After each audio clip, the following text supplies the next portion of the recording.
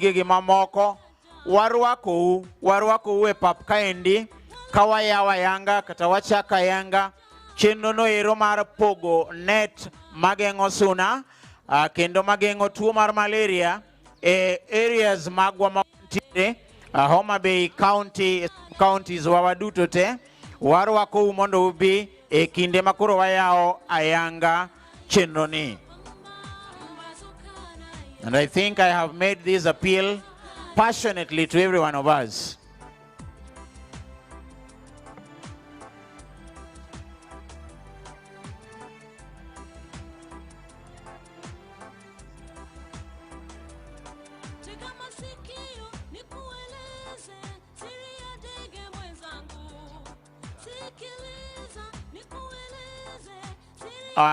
Our guests from other counties,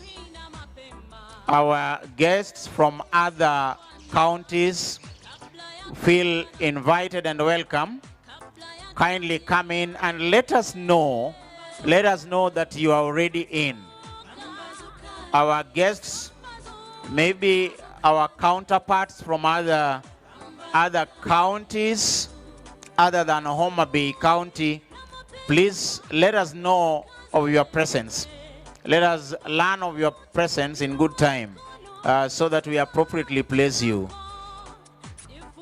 Wendwa manyalo wuok e counties mamoko mosebiro, nyiswa uru chon kaka usebiro mondo wanyisu kanyo no monego ubedie e yo maber. Partners, I had informed you that you will all be in my left, on my left, that is on your right and on my left. So kindly take your place, take your position in good time.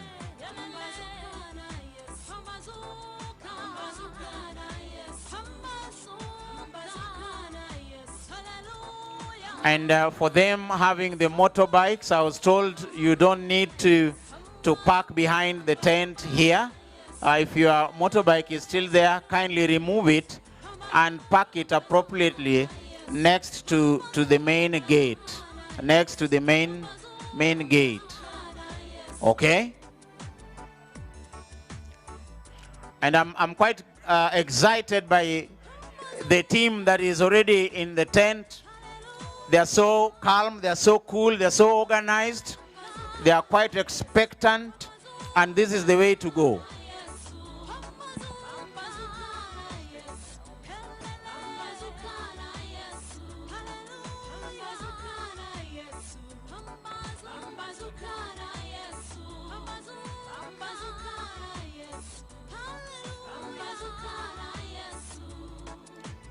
We are welcoming also other government ministries that are here already from the county. Other government ministries, agriculture, water, roads. We welcome you. Lands, we welcome you here, all of you. The youth, gender, culture, sports, tourism. You are all welcome. Kindly come in and have your position. Kindly come in and have your place in good time. The government departments that are here, government ministries that are here, please come in. And as I said, we are having this right side, my right side, reserved for the county government and the CHPs. This is where they will be. The Department of Health and other government ministries at the county can also occupy this place and maybe an overlap on the middle space. There's no problem where you are, Robert. We recognize you and Justice. Feel at home where you are. In case there is any turbulence, we will tell you, we'll let you know in good time. Who are committed in some other businesses and so they are not able to come in. But if you are able to come into the tent, why not? Please come into the tent so that we appropriately position you. We place you where you're supposed to be in good time. In good time. And I'm told that the HOMABAY team is just about, the HOMABAY county government team under Her Excellency are just about to move in. I'm also appealing to the Department of Health. Please come in now. We need to see your visibility in the tent. Please come in. If you are not occupied in any display out there, please come in so that the people who are supposed to be in should be in good time. Thank you for heeding this. Don't worry that we are not giving you the music you want, because we want to make arrangements in good time so that we are not caught off guard.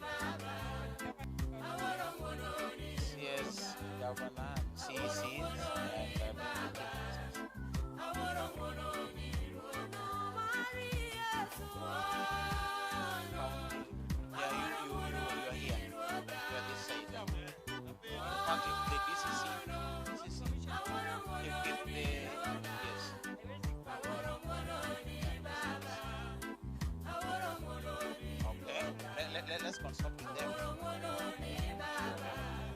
The CC, the county commissioner, is also coming.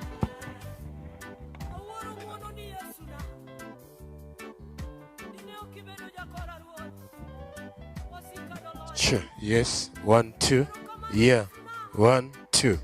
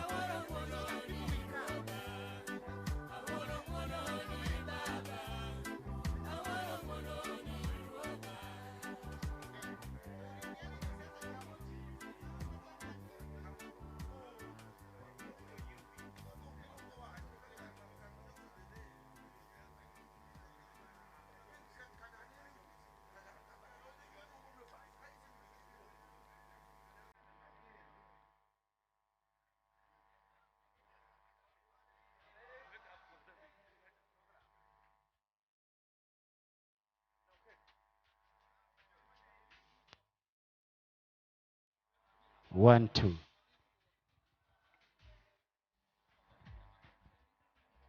1, 2. 1, 2.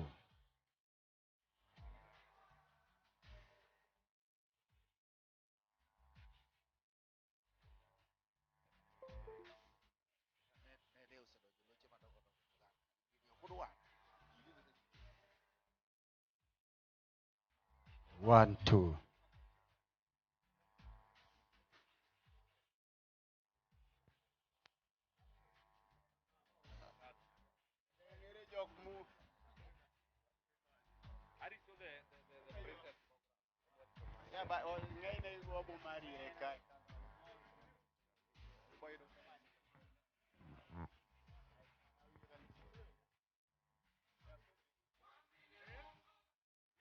One, two.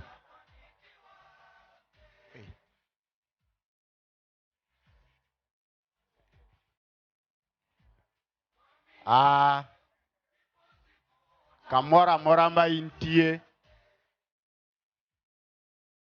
Bedini ine duka, ini kama nade. Wakwa ini kori chopi ni kechineto se donjo. Kendo program doma chakore. Ye namonda recognize the presence of our national government. Asene no ka chife wa assistant chiefs, one kai dirokage senior principal chief, Joshua Uchogo, senior principal chief, wherever you are, just rise up and maybe you can wave to the congregation and you are rise up. Okay, mawachu chungmalo. Fuane uru principal chief. Ero kamano. Nyamrerwa niye odini, nyamrerwa te. Kama intie fuane kama. Nyamrerwa fuane kendo. Nyamrerwa untie. Nyamrerwa untie. Ero ngane madwa winje. Jao poro intie.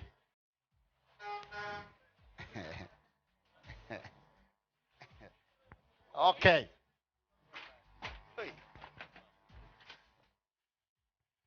Kama wagike no any minute Governor Donjoka give a team from the national government edierwaka wangi jotich sirikal muse bureau from county government and the directors, deputy directors and the in charges in our midst to and the chief officer health and then okose donjo Dr. Osuri.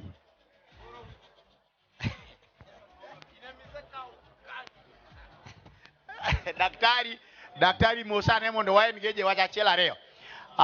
One gi jo from Ministry of Health. We have DCC, Rangwe Sub County. Madam is with us here. Feel most welcome. Aneno kagan tradition daso se donjo chako rea chaka. Omiyo kamora mora ma intie. Net ni kama tagala nyopore iraka. Sani ka koro inindo kwaido kabadi ruodho to Satan. Kamora mora mi bede ne jomo bedo diere ka wachak bede kombe gi mondo joma bire makoro bedi ngewa. Koro kiyudo komoro mbele ni man nono chori ane.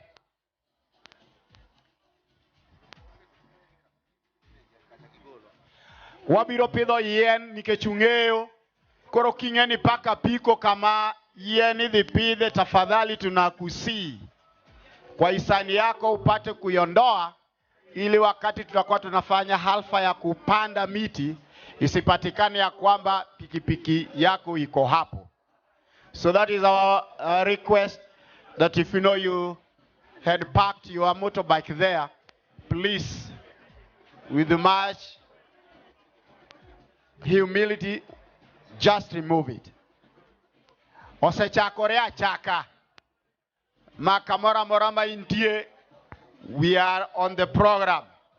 The program biro ringo. Makagava na doyoka ni tap. The team nemo national government. then the program will just start our kickoff. Baneno ka gecho se chako donjo. Ma pek kendo pek meli. Jo kagan kamora mora ma untie. Kawuono ruodhi olimo pinyu ka. Kawuono kagan ruodhi ni dala ni president mar county ni ka. Omiyo bi abi ne giwanyi kama president omolo. Jo mose bire attend. Hello. Chiefe oyawre uru. Mosa uru kama. Ne gimi chwoe mibiro kayo. Kaka okidwa mosa kaka baraso ok bi mosie. Mosa kama. Chiefe wa machiegni uru from all over the county. Nikech kago kata neno ruodhi mopogore mopore ka. Aneno ka udonjo in your numbers. Kendo koro our security is not even tight. Our security is been enabled. Nyasaye ogwedha nya chiefe kuom tije madongo mutimo. Kendo tiyo tije matek kabisa. Like this net distribution, you'll be handling it. So it was prudent for you guys to come. Feel most welcome. Tumini dalani. Omerere gita. Biane bataka. Nikechinge ni kaseneni. Tange ni ngolo biro chwadere ka drum set gigitini. Manga maunge gitiende. Kawuoni leo. Band pukaneno. Aya. Oi John. Bas. Odonjo sani.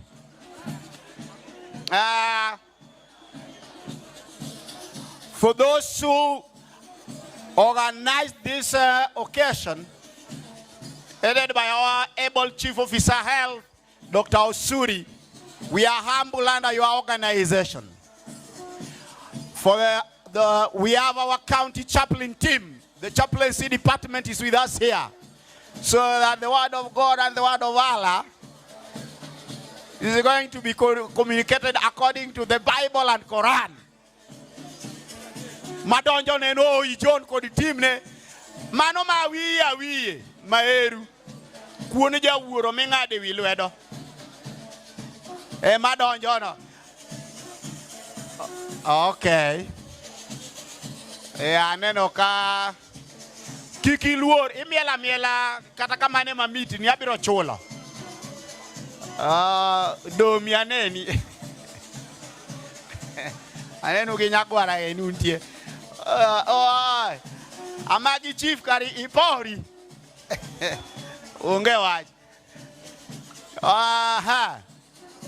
We'll be having different interludes, and maybe if time will allow us, we'll get that opportunity when the governor comes. Wherever you are, if you know you are not doing something outside this tent, just talking, please feel most welcome as you join us in the tent.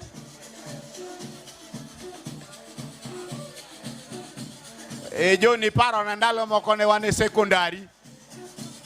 Kane ikale secondary ma oko miele gini. To in boy ka ne okidhi sikul mowinje dhie. Ma sikul makane okisomo kimielo. Homabay ne ok miel gini ne gigo maji.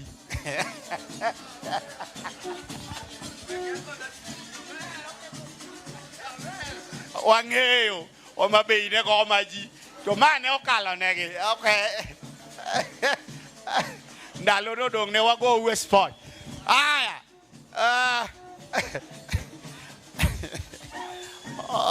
Joma no somo Homabay man ka utingane bari.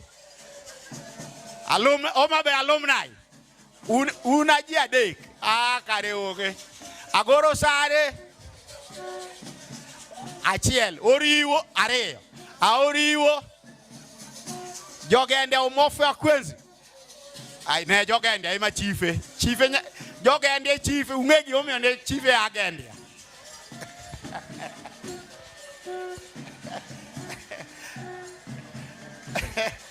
Okay, chife manoso mogendu.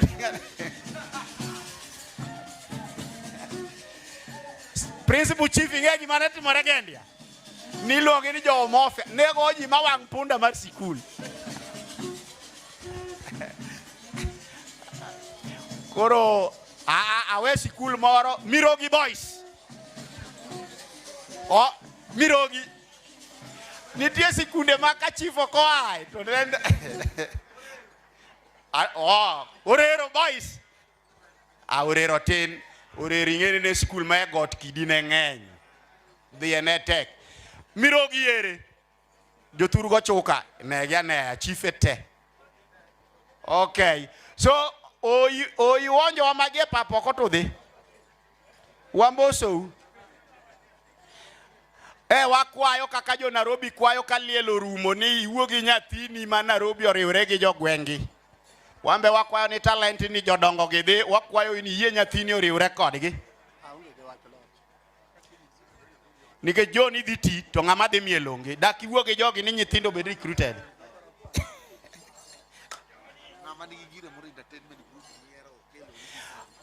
Kapok wachako the actual activity, if you know nin gigiri moro minyalo present map check, this is the opportunity. Samang ne wayud time ka governor and the team ubiro to will be having only maybe 2. Otem no anthem. Okay, okotemo manaka. Kuro temane anthem Martin at a low volume. The function of today is just we are launching the distribution of net or the campaign of net. Ninde bo net midwa pogi kawuono ok midhi umgo sikuma. Ni sikuma ndani binadamu wapi? Net midhi pogi sani ni binadamu ndani, sikuma ikae kwa sufuria ndani ingie kwa tumbo. Hello? Do we have anenokawa nagi lady chiefs adek kende congregation? Chungane kingeni ni Madam Chief, chungane kama intie. Magi chungi wego Madam Chief, okay areyo. Ai. Kende. Toda kuchungi, ang ni mine okigifwenyi to eregi. Madam Chiefs.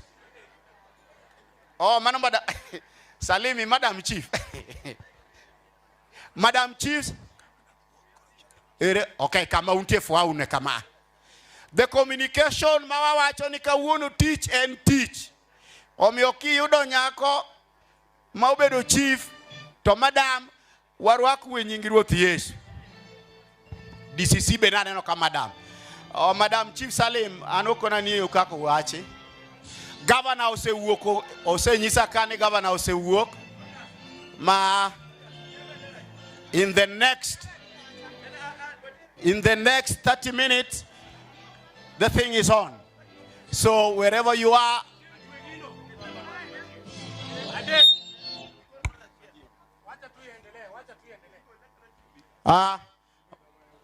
majiwa kama intie binane chief officer majiwa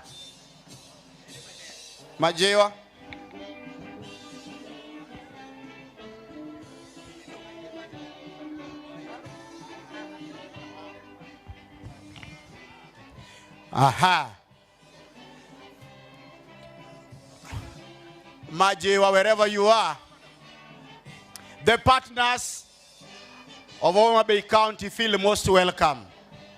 We are very humble and we are really happy for the cooperation you've shown us since we started these functions. The entire fraternity from the county government feel most welcome. The national government, that is the Ngao team.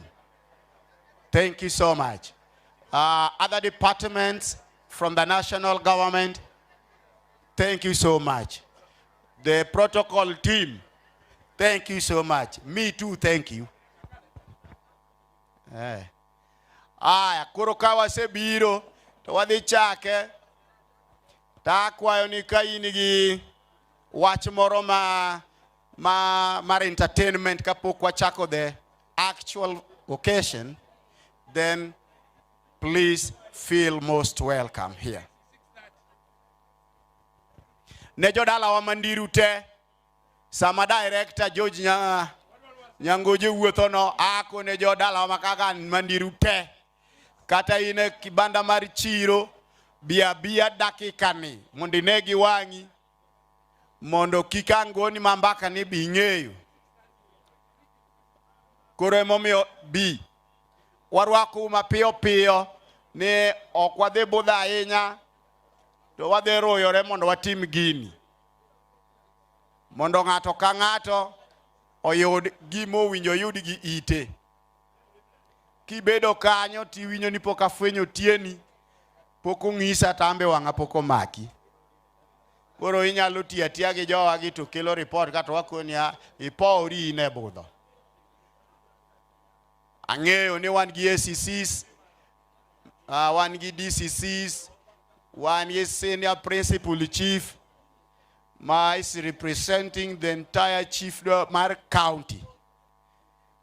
Embene ka. Ang'eyo ni wan gi officers. Tadi chief officer Dr. Usuri osedonjo mochung' ne health. Wan gi the sub county team led by our sub county admin brother Moses Odero. Wan gi CHPs ma afya nyumbani be obedo ka. Budho ni ber koso ok ber, dakuo ber koso ok ber. Awan gi jogweng'wa ka, ing'ene wan ka thurwa, chife kaka nikonwa, ne wan dala. Omiyo warwako ji dalawa ka, wan gi Omondi Fred ma coordinate be weche te. Nyinge kwargi ema ok wache budho ka. Wan nyinge kwargi cha dango ka full. Koso Omondi awach nyinge kwaru. Bifula ne nyinge kwaru. Kasta nuo kisewacho. Wacha ne nyinge kwaru ta nuo. Ani ni kisewacho ta an gi teko mar nuoyo. Ni inyakwara ng'a. Ai, jothuro utie. Jothuro utie.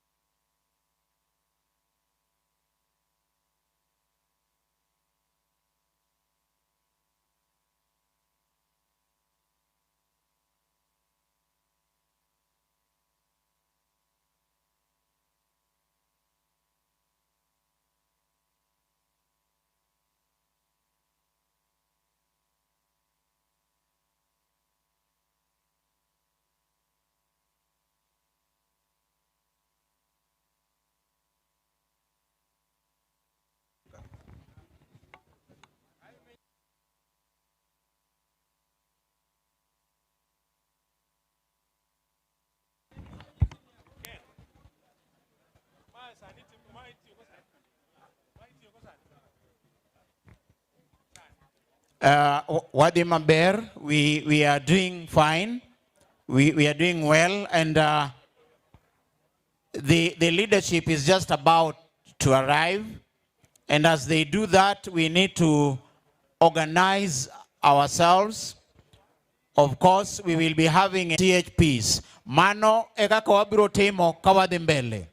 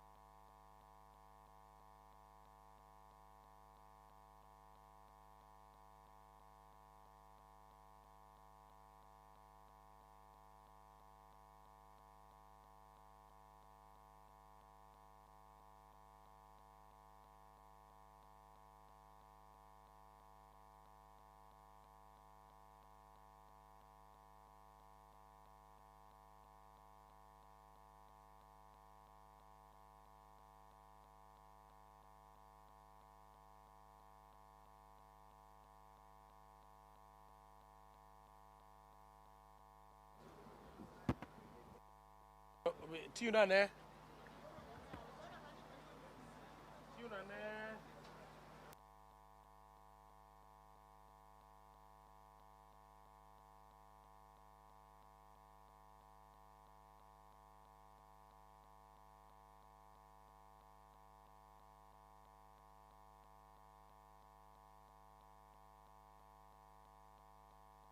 Tanema.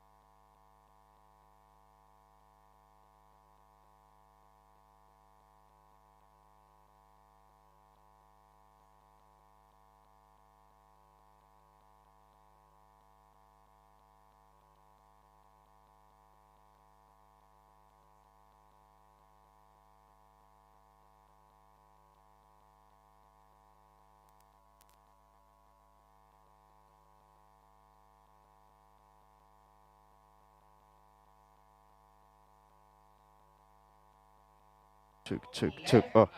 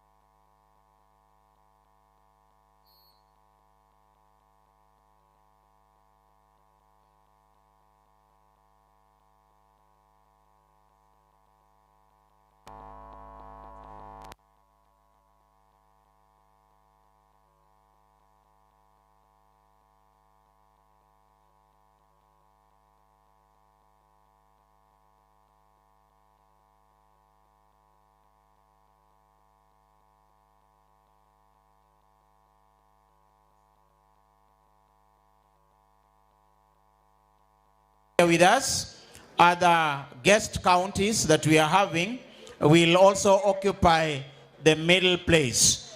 I hope you are getting this well so that the rest of us would occupy the hind seats.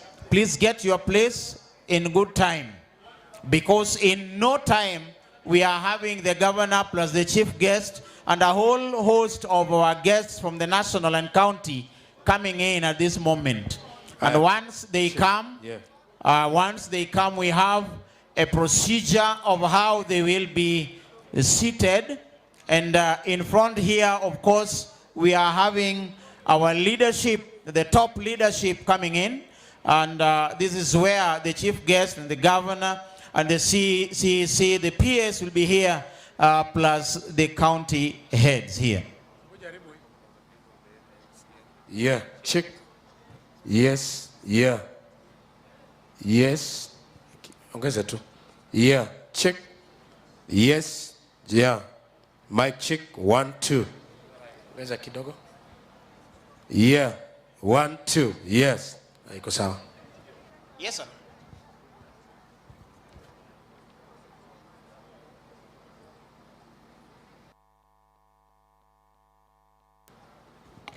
Weka interlude kidogo tu. Muziki kidogo. Just a minute before the interlude. Just a minute. We want to recognize the hello. Give me this properly. Give me this in a good way. By the way, where we are now, you recognize I've also changed my standing position. So once I'm here, this is a highly placed area.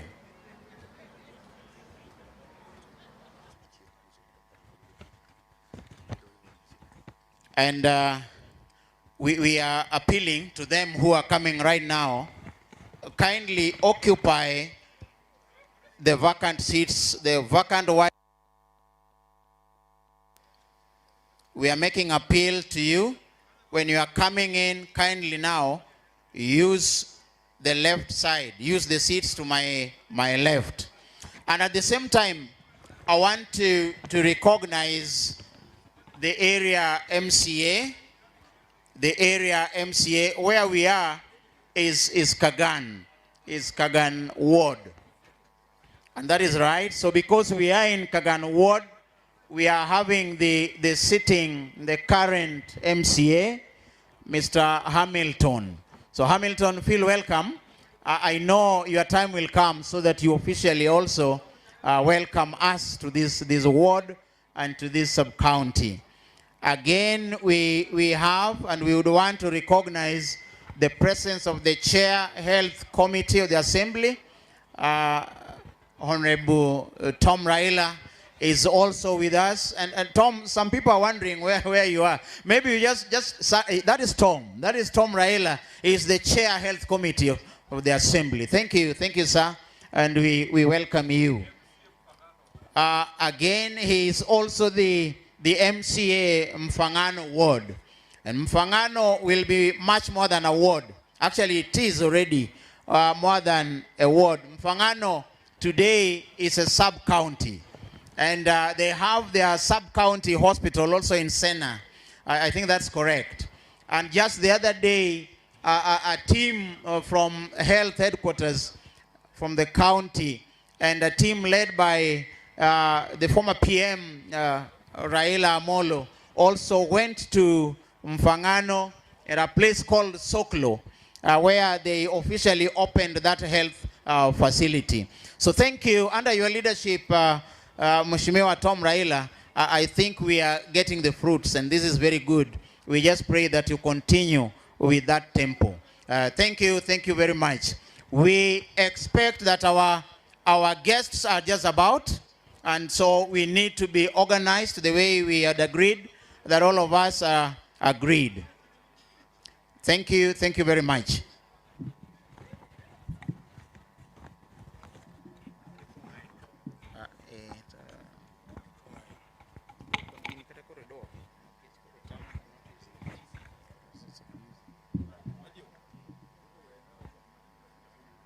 Yeah, check. 1, 2.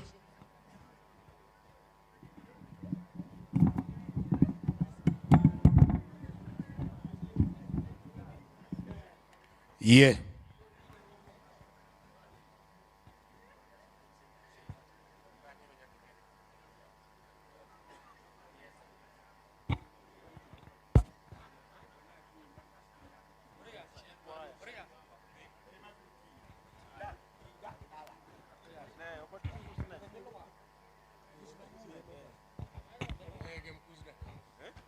Yes.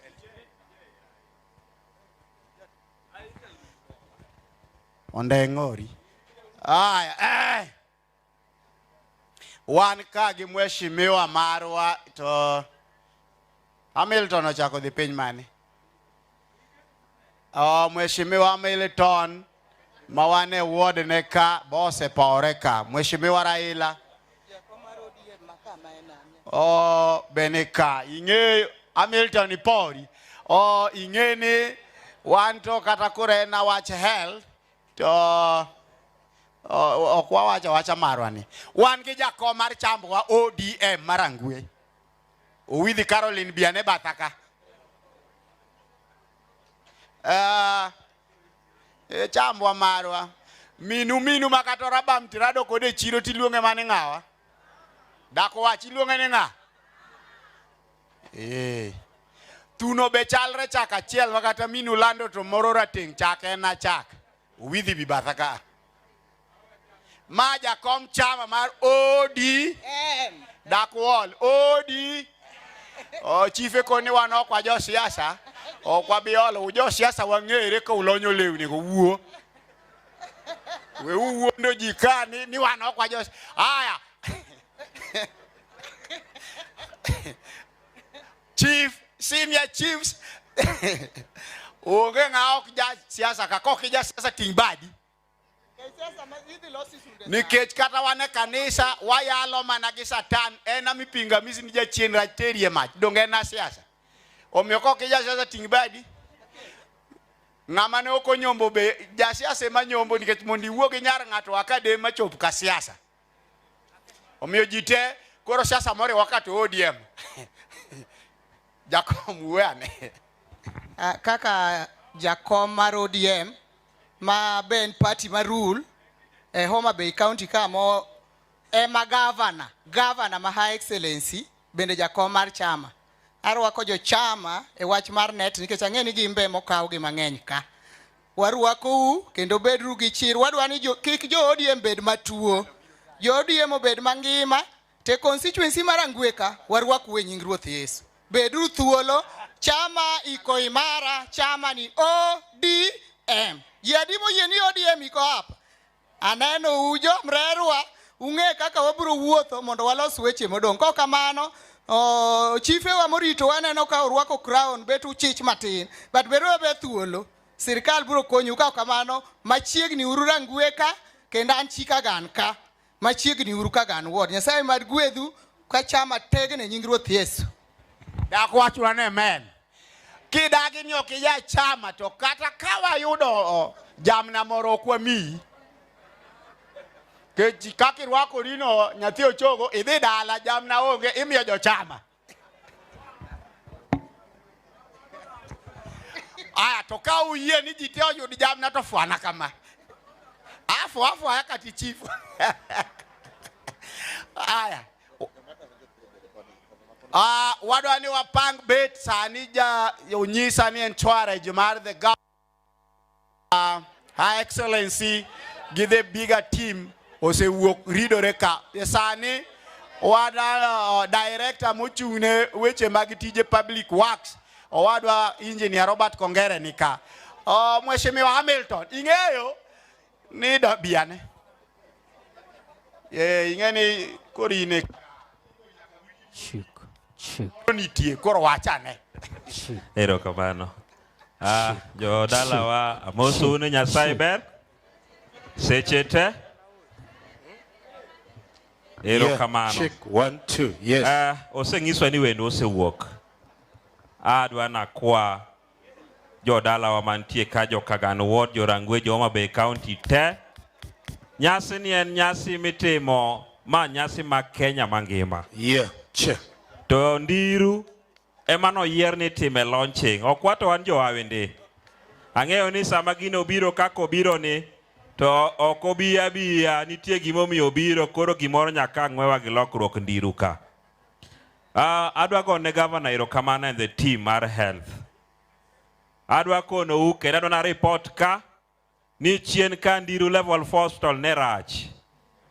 But kawuono nyaka ne watim hospital ber koso rach. CHP man ka hospital ber koso rach. Nitiere gik moko achiel ariyo mwadwa improve. Wasewuoyo gi Ministry mar Health e county waka. Dr. Usuri ne nitiere ka wasewacho kode. Gima dang' akwa wawe wakao cards wa mag NHIF water kuonde mamoko. Wakela kila ndiru ka nikech ndiru kawuono nigi dakteche.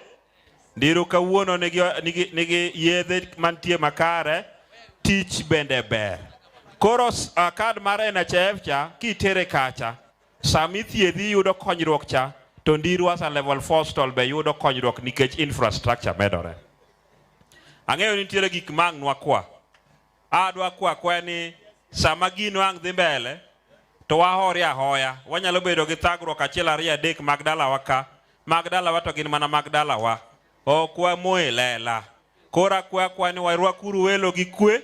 Warwakuru welo maber. Mondo ka gidok to giwuoka ni ndiru no rwake maber. Ningependa kuwaomba wale ambao wasikii lugha ambayo naizungumza. Ningependa kuomba kwamba tuwakaribishe wageni. Tuwaonyeshe kwamba sisi ni wapenda wageni. Ndiposa wakitoka hapa najua hatutawachwa bure bilashi. Kuna kitu ambacho tutawachiwa hapa ya kulamba. Ma chiefs wetu, ma ACCs, ma DCCs, tunawakaribisha. Mkuwe watulivu. Juzi tukipanda miti nadhani kama sisi kama Kaganu Ward tuliorganize with all the chiefs and the ACC. Nadhani each and every sub-location tulipanda 1,000 seedlings. I think it is only in Kaganu Ward that it was done. So naomba tu tufanye tu kazi pamoja pale ambapo tunaweza inua maisha ya hawa watu wetu tuinue. Naomba kwamba wakati ambapo wageni watakuwa nafika tuwakaribishe na tuonyeshe huo upendo. Asanteni sana. Kaundo.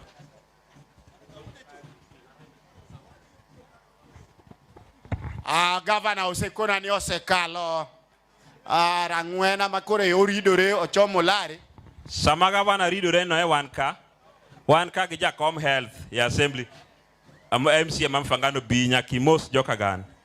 Ine jakom wa ya assembly kacha.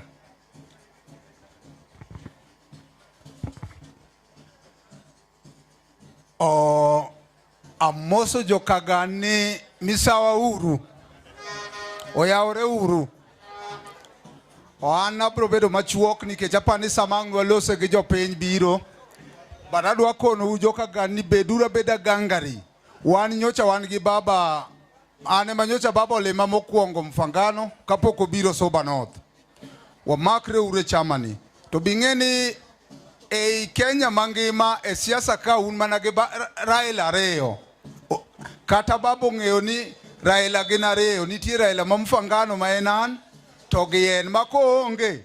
Raila mung'iyo matiende momako tiende ground en mana Raila mochung'e mbele ukani. Badadwa kwayo nu ni program wabiro goni obed program madhi konyo waduto wamakre uru kanyakla kendo wa make HOMABAY obed maber moloyo kaka en sani nikech HOMABAY to sani dhi mbele maber. Koro wariwre urariwa kanyakla wati kaka jokanyo no mang'eny wabro wacho bang'e Ruoth ritna u. Erokamano mheshimiwa. Joma ni oko te donja ne uru ka koro nikech wadwa chako gini e wang' achiel kaka jokanyarath.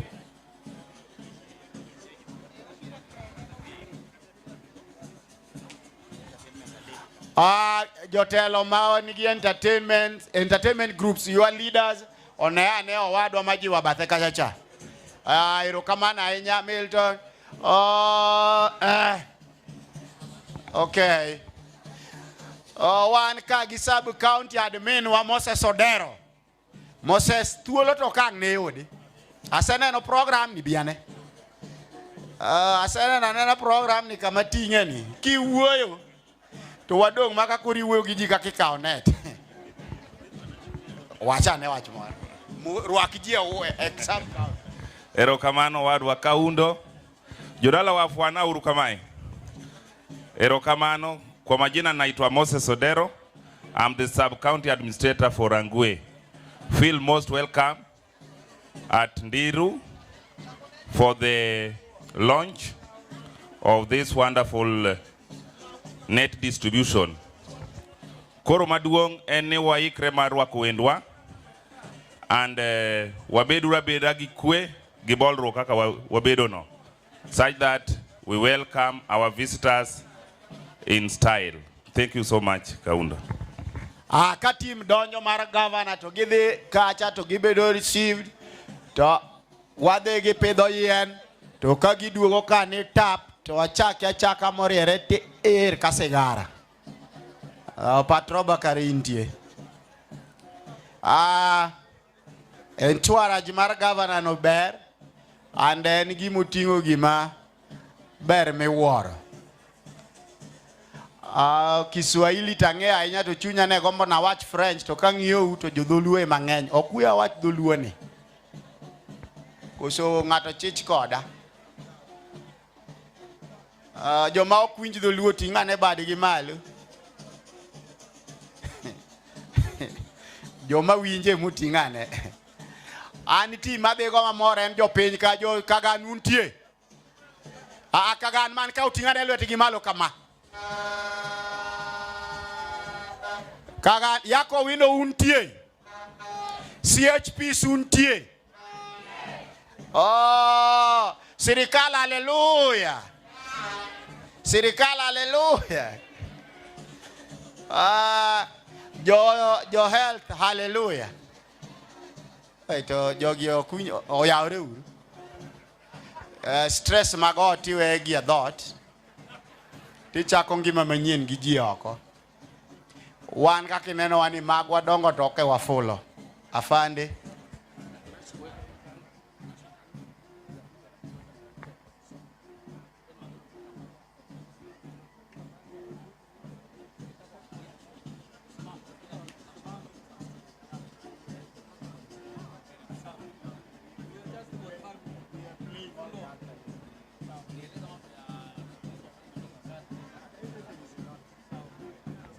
Yes.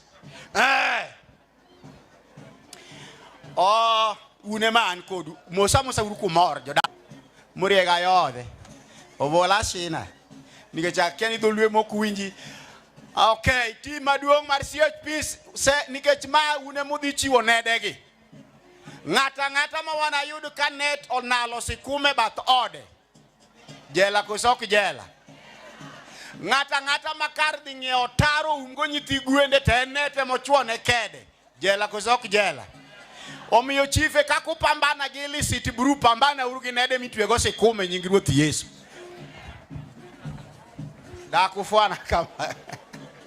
Nikech neto kaowa garama majite Mark. Chief chungane ing'eyo ka neni. Mark chungi ne ine sacha ni prefect chungi kuro kawuonane man ka chief chungane. Mark Otieno ni ne wasomo godo. Amen. Joma ne wasomo go koko yudo tich to ne nigi satande dalagi. Okay. Koro net, we have to protect net. Jomoko be kimiyo net ni thung'e. Ang' umore gi net so chiko. Net umo weche mang'eny. Baba na mama net umo maber. Kanyo kadwa na ler. Kechimi net ma tainted. Katu chako nindo sare yo to net funika uma poa.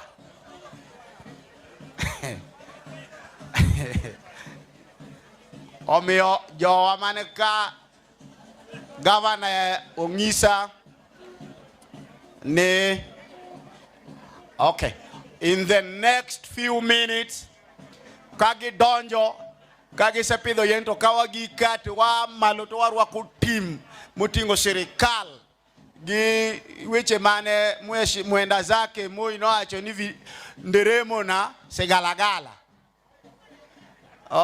Omera bibatha kae biane kechi ifela osedonjo bas kurubro na temo tie nyiri gi yawuoyi ibitem na tie mobiro no Ni kane pono ngadi to wadhi paro ni mana matin. Koro inana cheso nyathi Otieno ma kicheso ma matin. To kikimiela sasa mamiyo nying wadong. Now the program will be having a brief program kayu pusi. So if you will be getting an opportunity maybe to come and say a word, be cognizant of the time. As I was saying, as the delegation shall be arriving, we'll be going direct to tree planting. Thereafter, we'll proceed to the tent, and then we'll have our anthems, after which prayers, and then that shall have shown you that the program has kicked officially. Superlative English kusomane. Meet kusok meet Kevin. Now, so maybe at that particular time, the program that is at hand will be followed to the letter. As you guys are coming in, nyakutemwa ipuch kionjo. Koro rire urunike governor to say be odonjo. Koro un kora kianu danu tim nango. Aya.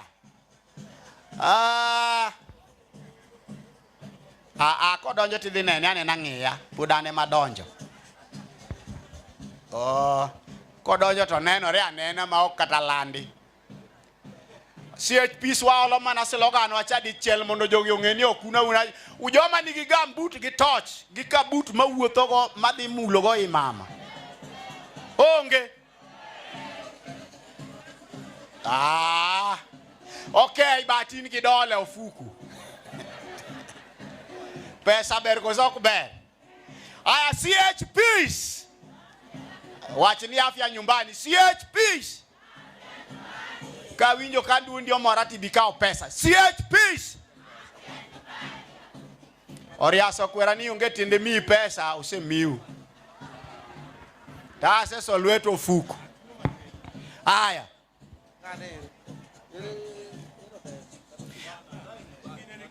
Time is not with us. Tueuru gini.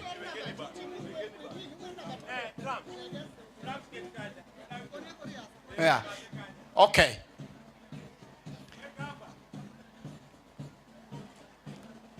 Une mungene ugine ne uwere. Kuro kaude ko wato ne ane aka simoro makani if the kingeni na kotonge gimiti mo tafadhali ingia ndani ya ukumbi ili tupate kuendanisha pamoja. Yeyote yule ambaye yako nje na hauna shughuli hapo, tunakuomba ya kwamba tafadhali fika ndani ya ukumbi hili ili tupate kuanza pamoja. Isiwe ya kwamba wakati viongozi wetu wanavyokuja ndivyo utakapokuja unangangania kiti.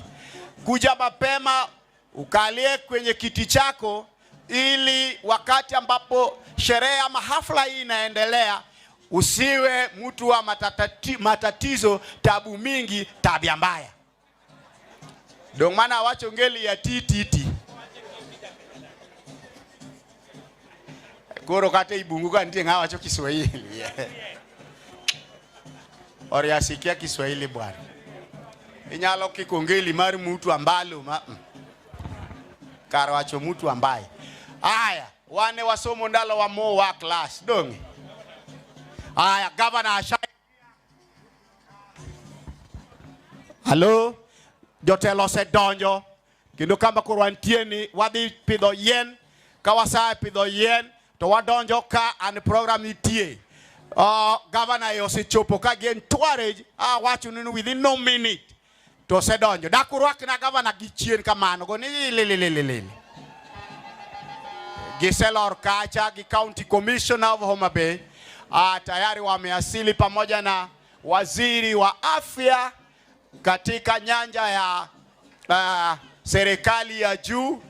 Pale anakaribishwa na mwenyeji ambaye ni governor wetu mpendwa, kiongozi wa taaluma na taadhima mkuu, Governor Gladys Atieno Nyasona. Inyero titi jaldo luo nyaka chieng. Taadhima mbalimbali. Hiyo ni ngeli kubwa. Unafaa kwenda huko ukieleza watu kwa exhibition because wanaenda wakija. Exhibitions. No.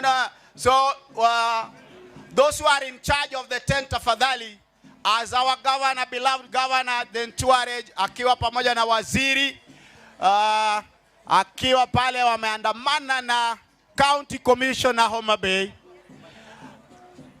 wanaenda kupanda miti na kisha baadaye wataingia kwenye hizi ukumbi ndogo ndogo wakionyeshwa vile kazi inavyofanyiwa hapa na hata vile net itakuwa inatumika. Karibu sana governor. Karibu sana Your Excellency. Karibu sana waziri. Most welcome to the county of endless potential. Feel most welcome. The entire entourage feel most welcome. Waziri Afya Health, HOMABAY County.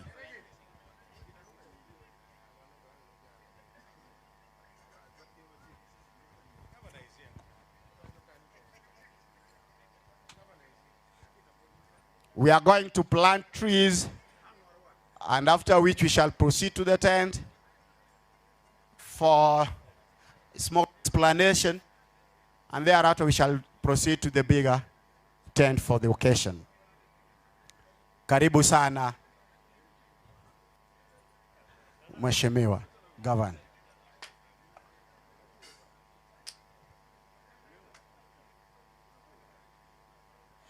County Commissioner, karibu. DCCs, ACCs, the CCs of HOMABAY County, now planting trees, and then they'll be proceeding to these tents for the demonstrations and explanations. So those who are in charge per every tent, please be ready. So they'll be passing through this place, and then they are going to address the people. Thank you so much, Kagan traditional dancers, for the wonderful entertainment.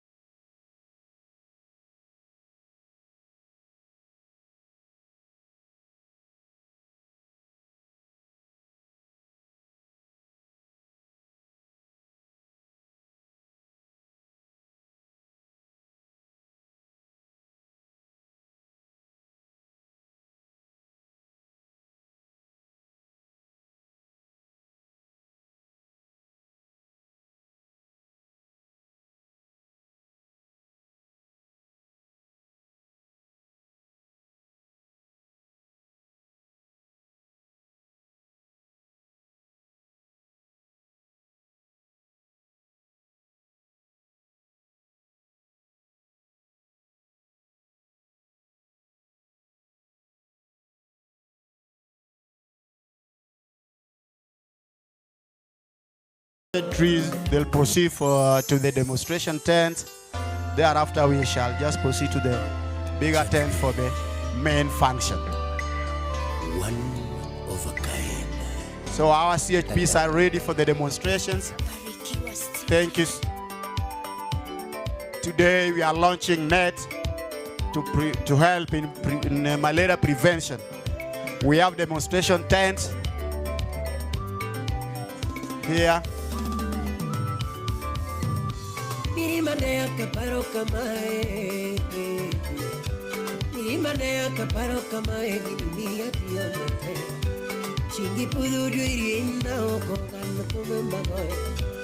Yes.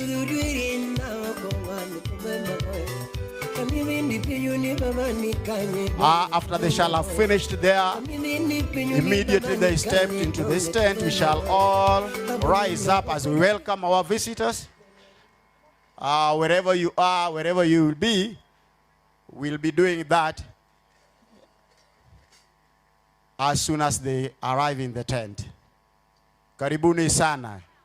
Mjisikie nyumbani, mjisikie huru. Kwa wageni wetu wote, tuko na Our assembly is well represented here. Feel most welcome, honorable members of the County Assembly of HOMABAY.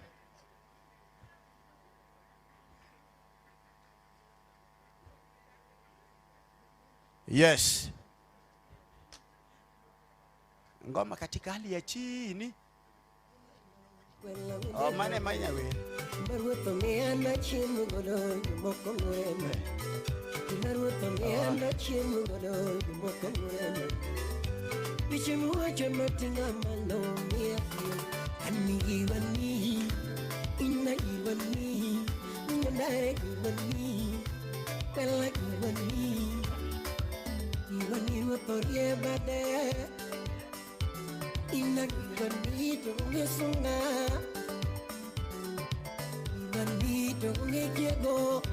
Teddy Samora.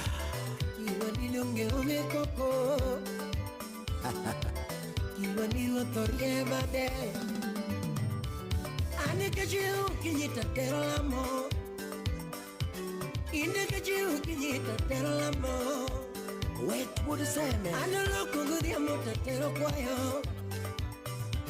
In the local good amotatero choir. Give him a local good amotatero choir. Yes. HOMABAY County Mpo. Okay. So we are really humbled by the visitation. Oh, nejo wadwa muchung chien ka kombe ni ka bi ubeda beda te ngata ma uchung chien bi bed ka community kendo maoro mo waduto te. For those who are standing behind there, please, we have enough seats here. So get yourself a seat and be comfortable as you await for our guests and the guests of honors. Yes. Karibu sana, Mr. Charles Odhiambo, Chief of Staff of HOMABAY County. Feel most welcome.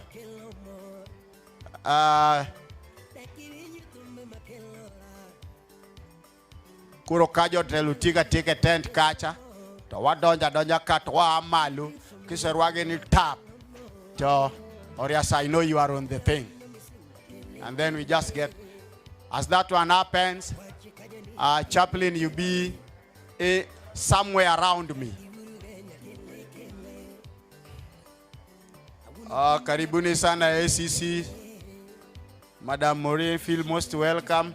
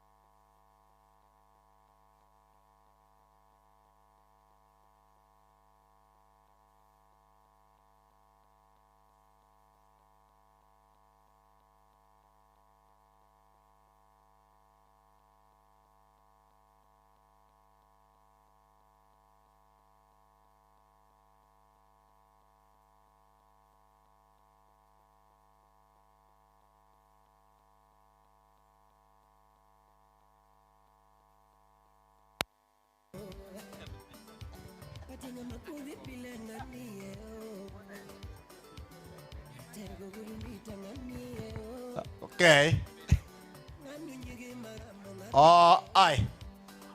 Arriving now, majority leader and majority. Honorable Richard Ogendo, majority whip. Mheshimiwa Bobo Bondo.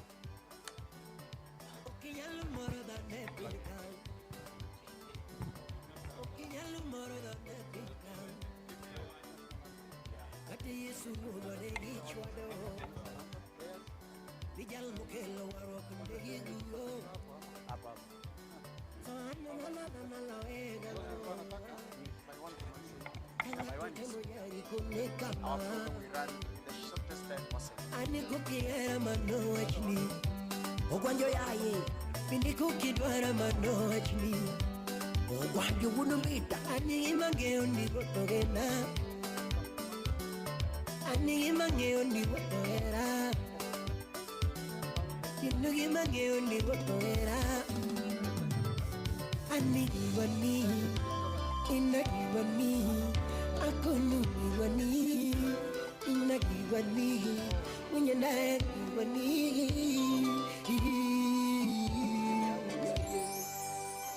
But in the county team, we have the ministry, we have the health team, health team, they will introduce. Oh, we wanted at least one person to our engage, and I introduce her. Yeah. From time, so that the speaker will take care of Okwany, Okwany, Lugna chief of Okwany, Okwany, Fred.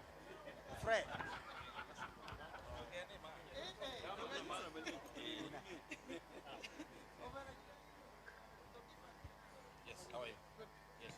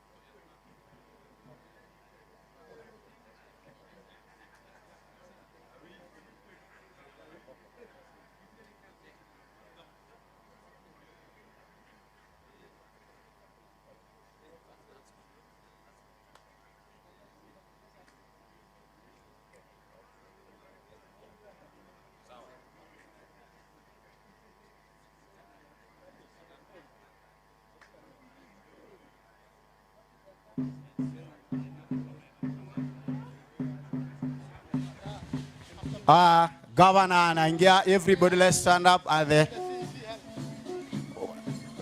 welcome Your Excellency, welcome Honorable PS, welcome County Commissioner and the partners CCs. Thank you so much. Jubulilengane kuro matin. So karibuni sana, tunaanza tu program anthems. Thank you so much. Let us settle down. Let us settle down while standing. Could we please have our chaplain to start with us? Before that, the national anthem, and then the East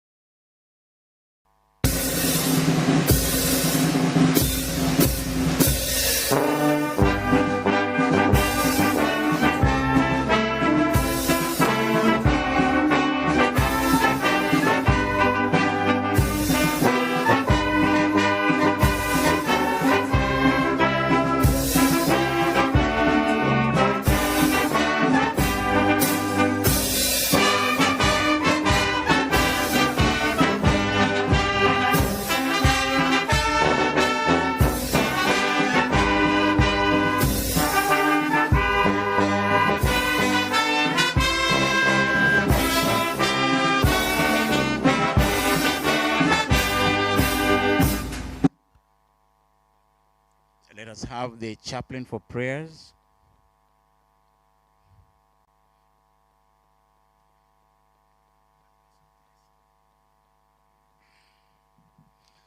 أعوذ بالله من الشيطان الرجيم بسم الله الرحمن الرحيم الحمد لله رب العالمين الرحمن الرحيم مالك يوم الدين إياك نعبد وإياك نستعين اهدنا صراط المستقيم صراط الذين أنعمت عليهم غير المغضوب عليهم ولا الضالين آمين يا رب العالمين. We are gathered here this morning, King of Glory, because of your goodness and faithfulness. We have nothing in reciprocal to reciprocate your goodness to us. How we pray that, Lord, you accept our sacrifices of thanksgiving that we offer unto you this morning.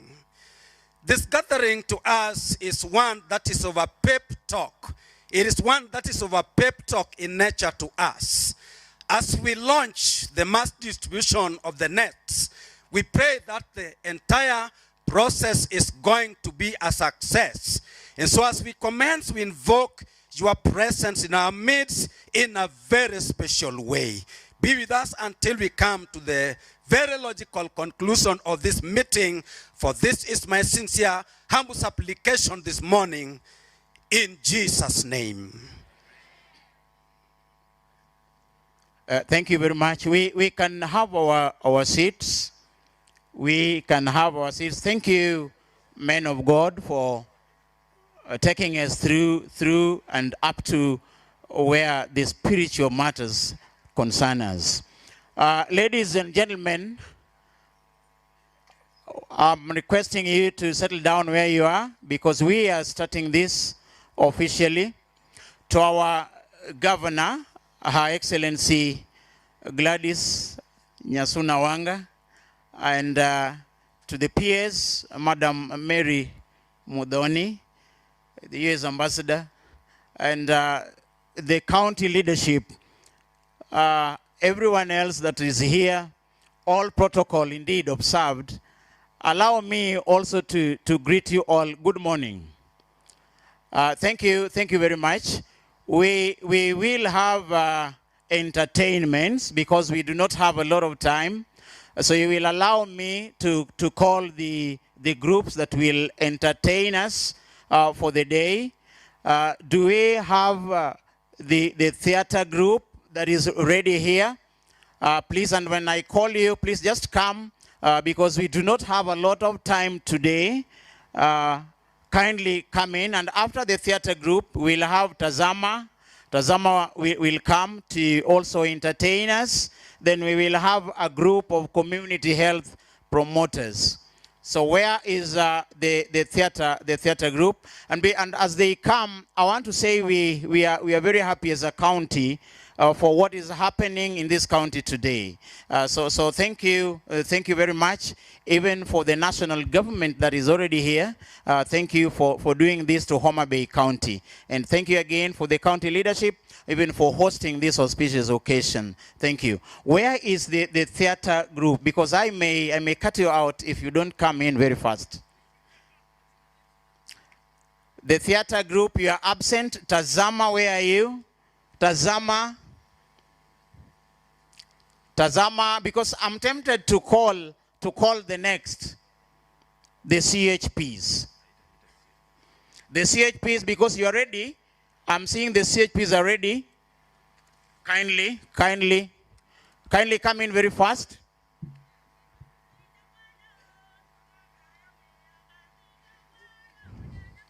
Thank you very much. We recognize that we have the mission director, the USAID mission director. Thank you very much. Thank you for that correction. And we are glad you are here. Let us applaud them even as they come to encourage the CHPs, the community health promoters from Kanyeriema in Kagan Ward. This is good. They are uniformed and they are also equipped and kitted. This is a strong team. You are welcome.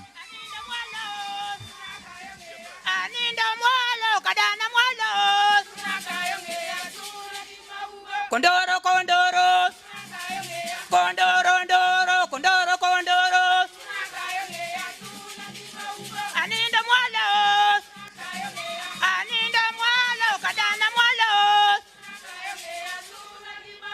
Condoro, condoro. Condoro, condoro, condoro, condoro. Aninda mwalo. Aninda mwalo, kadana mwalo. Condoro, condoro. Condoro, condoro. Aninda mwalo. Aninda mwalo, kadana mwalo. Condoro, condoro. Condoro, condoro, condoro, condoro.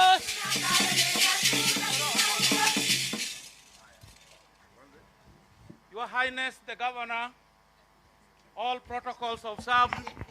Before you are Kagan CHPs and Kagan CHVs ready to present to you a folk song entitled Mosquito Out, Binadamu In.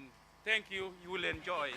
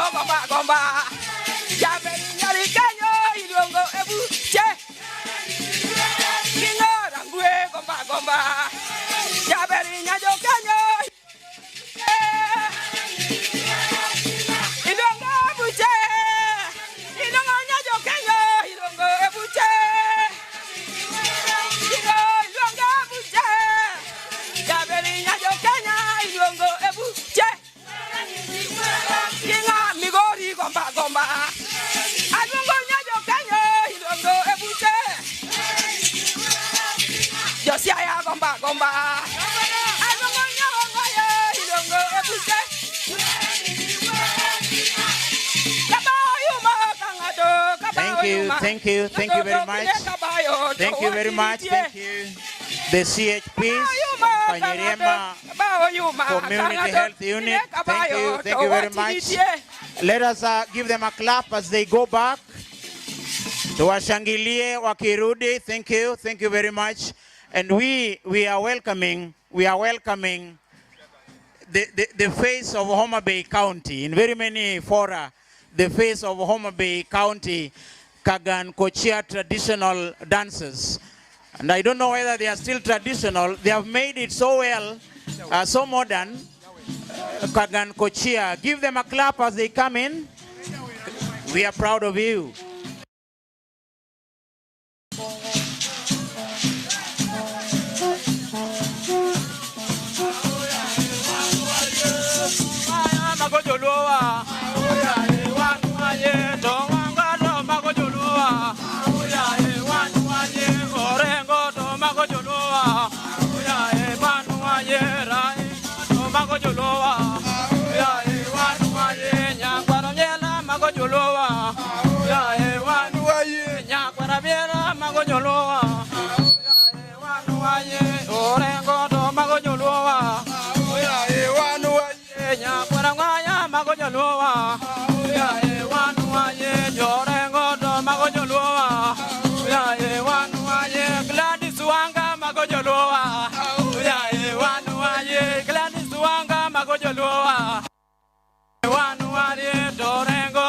mago joloa. Auya e wanu wani torengo to mago joloa.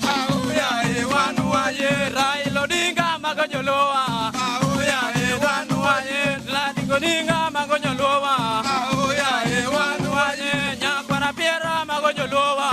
Auya e wanu waye Nyakwara Piera mago joloa. Auya e wanu waye Towanga do mago joloa. Auya e wanu waye Gladys Wanga mago joloa. Auya e wanu waye Gladys Wanga mago joloa.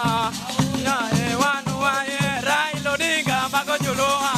Auya e wanu waye Raila Odinga mago joloa. Auya e wanu waye Raila Odinga mago joloa. Auya e wanu waye Nyangure mago joloa. Auya e wanu waye Mingure mago joloa. Auya Julius Ngaya mago joloa. Auya e wanu waye Julius Ngaya mago joloa. Adipo Kwame mago joloa. Auya e wanu waye Adipo Kwame mago joloa. Auya e wanu waye Tongala mago joloa. Auya e wanu waye Tobende mago joloa. Auya e wanu waye Towande mago joloa. Auya e wanu waye Tobadi mago joloa. Auya e wanu waye Nyakwara Piera mago joloa. Auya e wanu waye Tobadi mago joloa. Auya e wanu waye Kaluma mago joloa. Auya e wanu waye Tobaya mago joloa. Kaya tuma tumana. Tongindo mago joloa. Auya e wanu Oturi mago joloa. Auya e wanu Raila Odinga mago joloa. Auya e wanu waye Odinga mago joloa. Auya e wanu waye Toware mago joloa. Auya e wanu waye Hamilton mago joloa. Auya e wanu waye Hamilton mago joloa. Auya e wanu waye Gladys Wanga mago joloa. Auya e wanu waye Nyakwara Piera mago joloa. Auya e wanu waye Nyakwara Piera mago joloa. Auya e wanu waye Oriata mago joloa. Auya e wanu waye Togogo mago joloa. Auya e wanu waye Odinga mago joloa. Auya e wanu waye Tondeng mago joloa. Auya e wanu waye Tondeng mago joloa. Auya e wanu waye Raila Odinga mago joloa. Auya e wanu waye Towanga mago joloa. Auya e wanu waye Gladys Wanga mago joloa. Auya e wanu waye Nyakwara Piera mago joloa. Auya e wanu Hamilton mago joloa. Auya e wanu Torenge mago joloa. Asanteni sana, asanteni sana Kagan Kochia. Thank you. That is it. Thank you.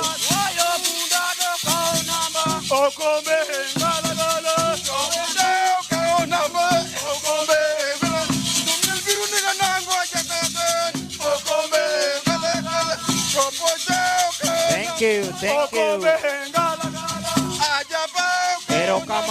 Erokamano uru.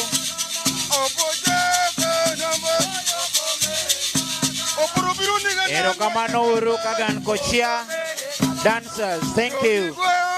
Thank you. Let us give them some round of applause. Let's clap unto them. Thank you, Kagan Kochia. We are proud, very proud of you. We are having the next team. We are having Tazama. Tazama, kindly come very fast.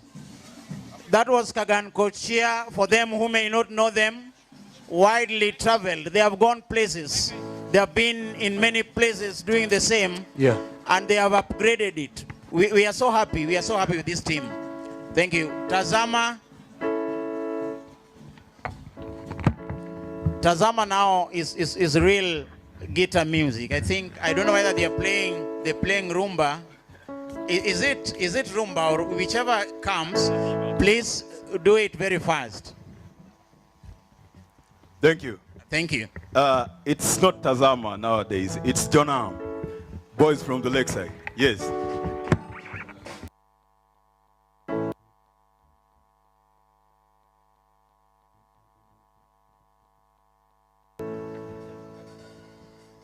Yes.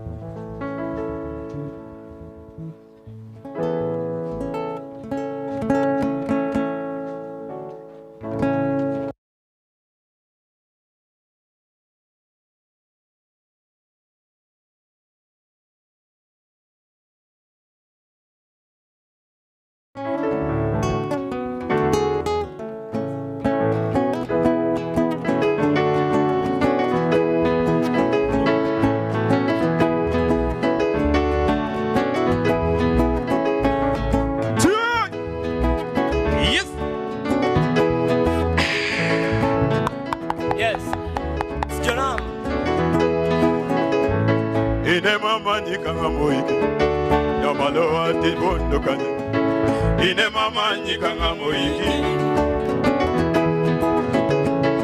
Ine mama nyikanga moiki Yamalo ati bondo kanya Ine mama nyiki bondo bita Bita kaswaga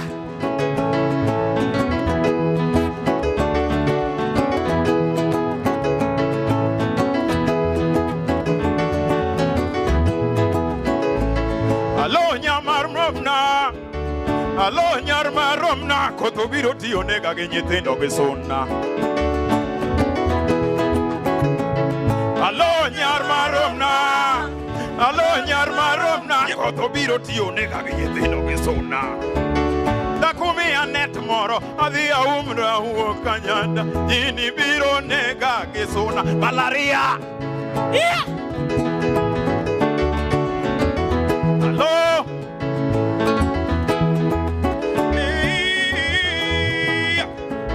Hello, Nyamaromna. Hello, Nyamaromna. Kotobiro tiyo nega genyetendo besona. Hello, Nyamaromna. Hello, Nyamaromna. Kotobiro tiyo nega genyetendo besona yawa.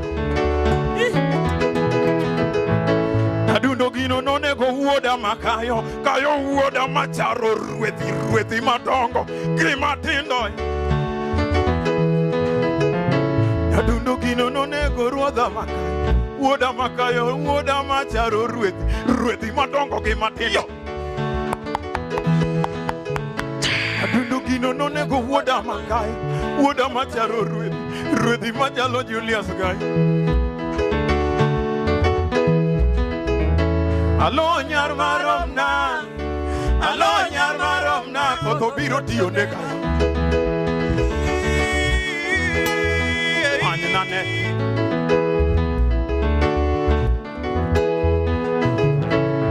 Suna kayongea Suna kayongea Suna kayongea Suna kayongea Suna biro nega yawa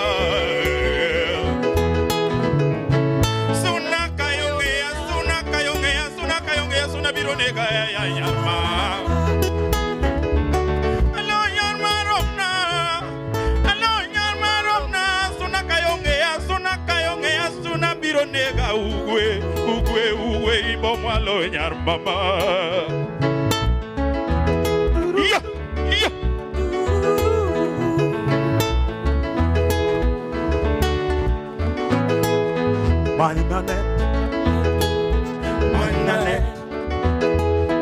Manyanet moro Dakimia yawa manyanet moro Manyanet moro Dakimia yawa manyanet Manyanet moro Manyanet moro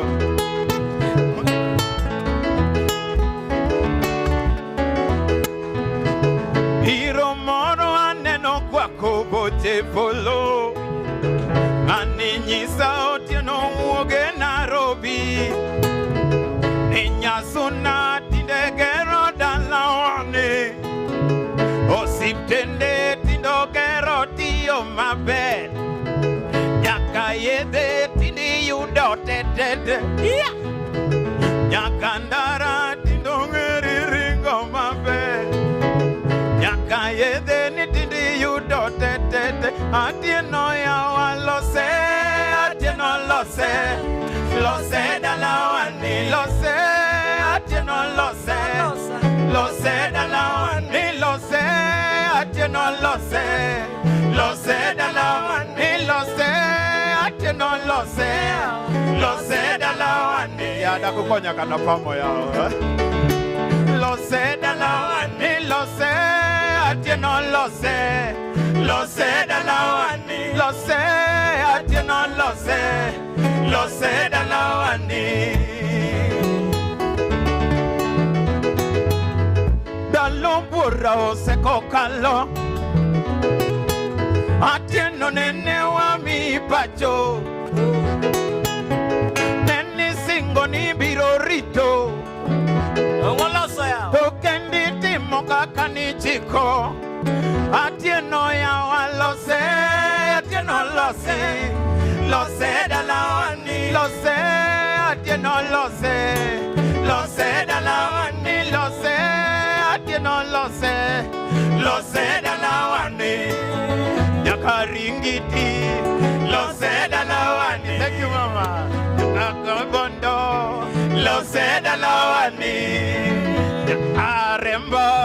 Lose dalawani. Kasipu. Lose dalawani. Rangwe bende. Lose dalawani. Nimfangano. Lose dalawani. Yeah.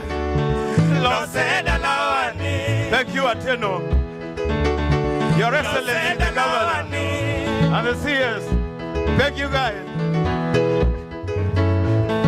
Yes. Lose mudoni lose. Lose dalawani. Lose mudoni lose. Lose dalawani. Lose mudoni lose. Lose dalawani. Mudoni konye mama lose. Yeah. Lose mama lose. Lose dalawani. Lose dalawani. Now in our language, David is called Daudi. Yeah. So we sing. Yeah. Lose Daudi lose. Lose dalawani lose. Daudi lose. Lose dalawani lose. Daudi lose. Lose dalawani. Haya, wafungi sasa wacha tukatike kidogo pia. Wakubwa waone hatujachoka sisi pia.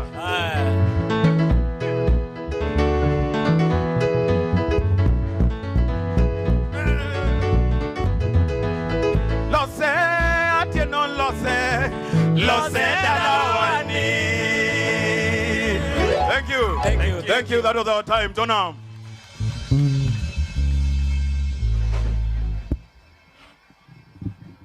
Thank you very much, and kindly give them an applause again. Clap unto them. This is a wonderful team. They say they are no longer Tazama, that they are Jonam.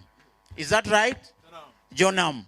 So they are no longer Tazama, but they are doing it in very good way, in a good style. I think in my programs, if ever I have programs, I'll be calling you. Whatever small program it is, kindly just come so that we begin small as we grow up. Thank you very much. Give all the teams some clap, very good clap. All of them, Tazama, Pole. It is Jonam, Kagan Kochia, and the CHPs. Thank you for doing us proud and for doing this. We love it. Again, I want to tell you we have our leadership here. And without taking much of your time, allow me then to invite the Chief Officer, Department of Health, HOMABAY, Dr. Kevin Kosuri, so that, Dr. you take it from here as you drive along. Thank you very much. We are proud of you, of what you are doing in this county. We are proud of the leadership, the CEC, the governance. Thank you very much. Thank you.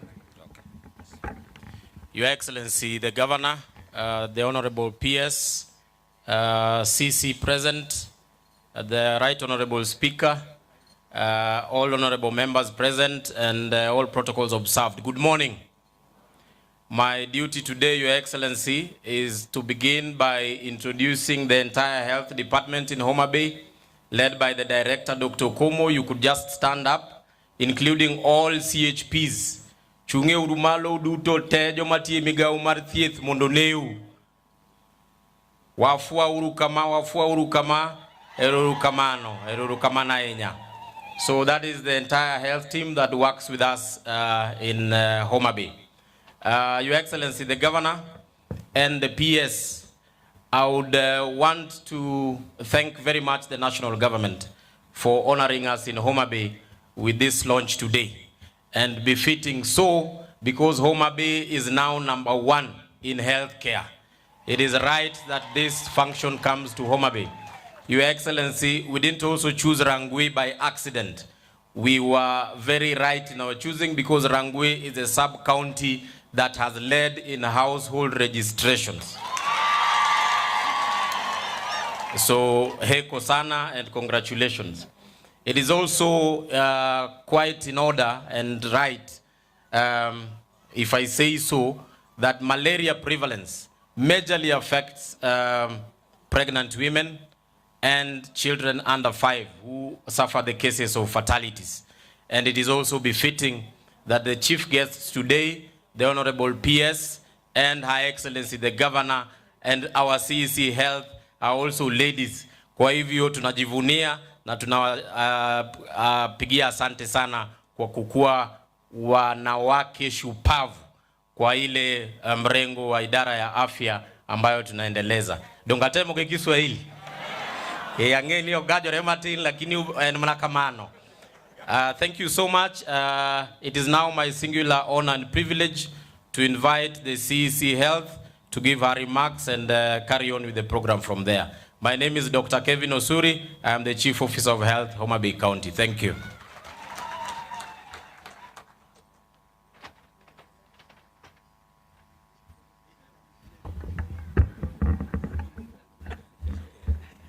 Her Excellency the Governor, the Principal Secretary for Public Health, the USAID Head of Mission, all protocols observed, the leadership of the County Assembly led by the Speaker. Mine is a very simple. I want to thank you. I want to thank the Minister of Health for choosing HOMABAY. As Dr. Suri has said, not accidentally. But we're also very privileged because, Your Excellency, you know, in the last 2 months, we have now hosted a national event twice, and we do not take that lightly. But we also want to assure you, as I'm sure your teams will tell you, that we are up to the task. So we welcome you to, not only in health, bring everything. We are very willing and happy to host. I want to welcome you to HOMABAY County and say that for us, this is indeed a very important exercise. We were in HOMABAY, not here, but we were in HOMABAY for the launch of the IRS, which again, unfortunately, this was the last phase. We know that this has really supported us and it has really enhanced our prevention for malaria. I'm sure you have the numbers and the figures. We don't know what we would need to do for David and your team for IRS to come back. I see Miriam is smiling. Mildred, sorry, smiling. Maybe she's thinking of where to get the money to continue with this. But we want to thank you, especially for the mass net distribution. I now want to call upon the majority leader of the County Assembly to say a few words and introduce to us the members of the County Assembly present.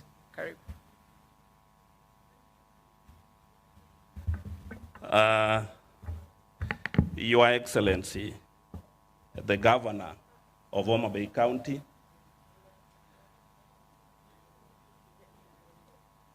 I don't know whether to call Her Excellency, but the Honorable Principal Secretary of Health, all protocol observed. Your Excellency, today being Wednesday, we have very few members, and I want to introduce them. Just come, members. Allow me to introduce them so that maybe I'll say something, then introduce the speaker. Your Excellency, we have the host MCA, Honorable Hamilton Mheshimiwa. Just come and say something.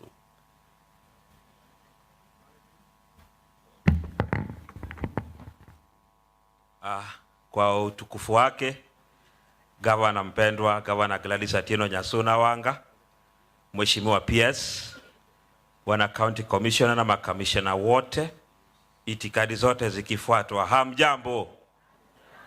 Hamjambo tena.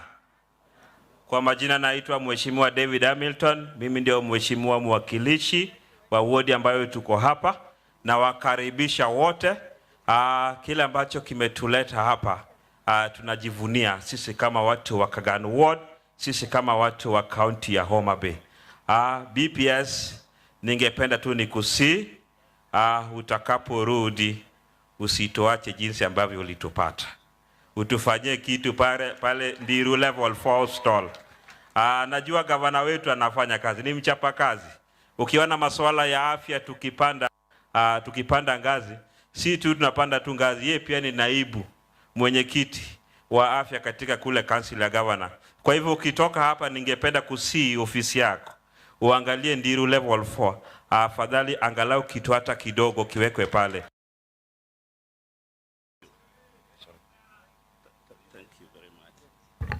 Thank you very much, Mheshimiwa. Your Excellency, we have the Chair of Health Committee, Honorable Mheshimiwa, allow him just to say something, if you don't mind, Your Excellency, as the Chair. Her Excellency, our Governor, Gladys Nyasuna Wanga, PS, all protocol observed. I just want to be brief, but I want first and foremost to be very thankful to the national government for the exercise that we are having today, and they've been very kind to us, and they've been very friendly to us.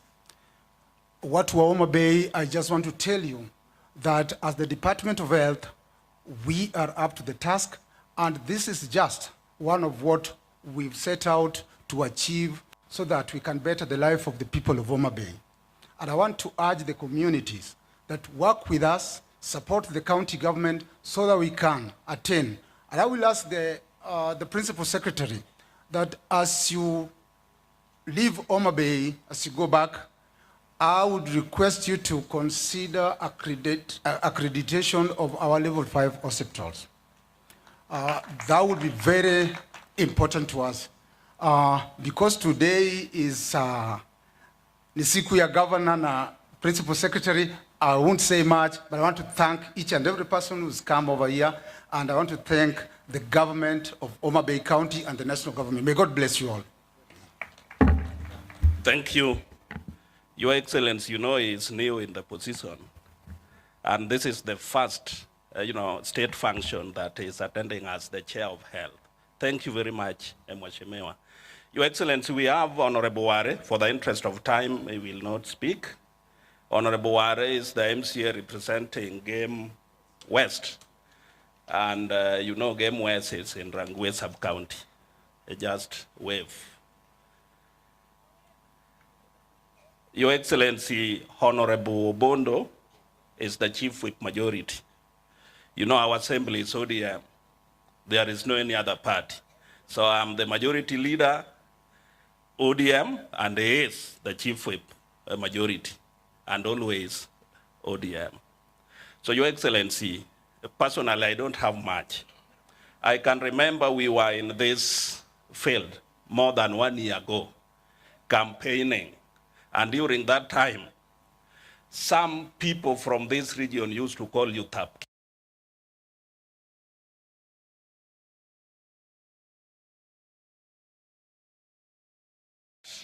HOMABAY will ever be number one. And you know, people thought that you were just talking. Some 2 weeks ago, when the opinion poll came, that is when people living in this county realized that you are not just talking. So I want to take this opportunity to congratulate you, Your Excellency, your Waziri, Roslyn, and Dr. Suri.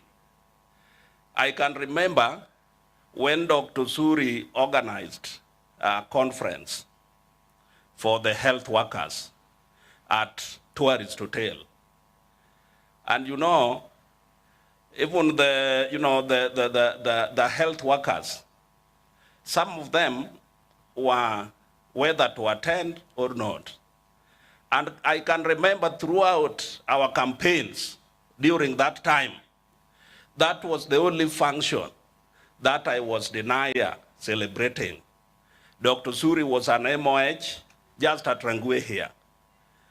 And throughout our 10 years, maybe the Governor Emeritus did not know that Osuri could stand tall and do everything the way he has done. So, Your Excellency, we have done much as a county. I want to congratulate you once more. Let me take this opportunity to welcome the Speaker, who will maybe say something on behalf of the Assembly.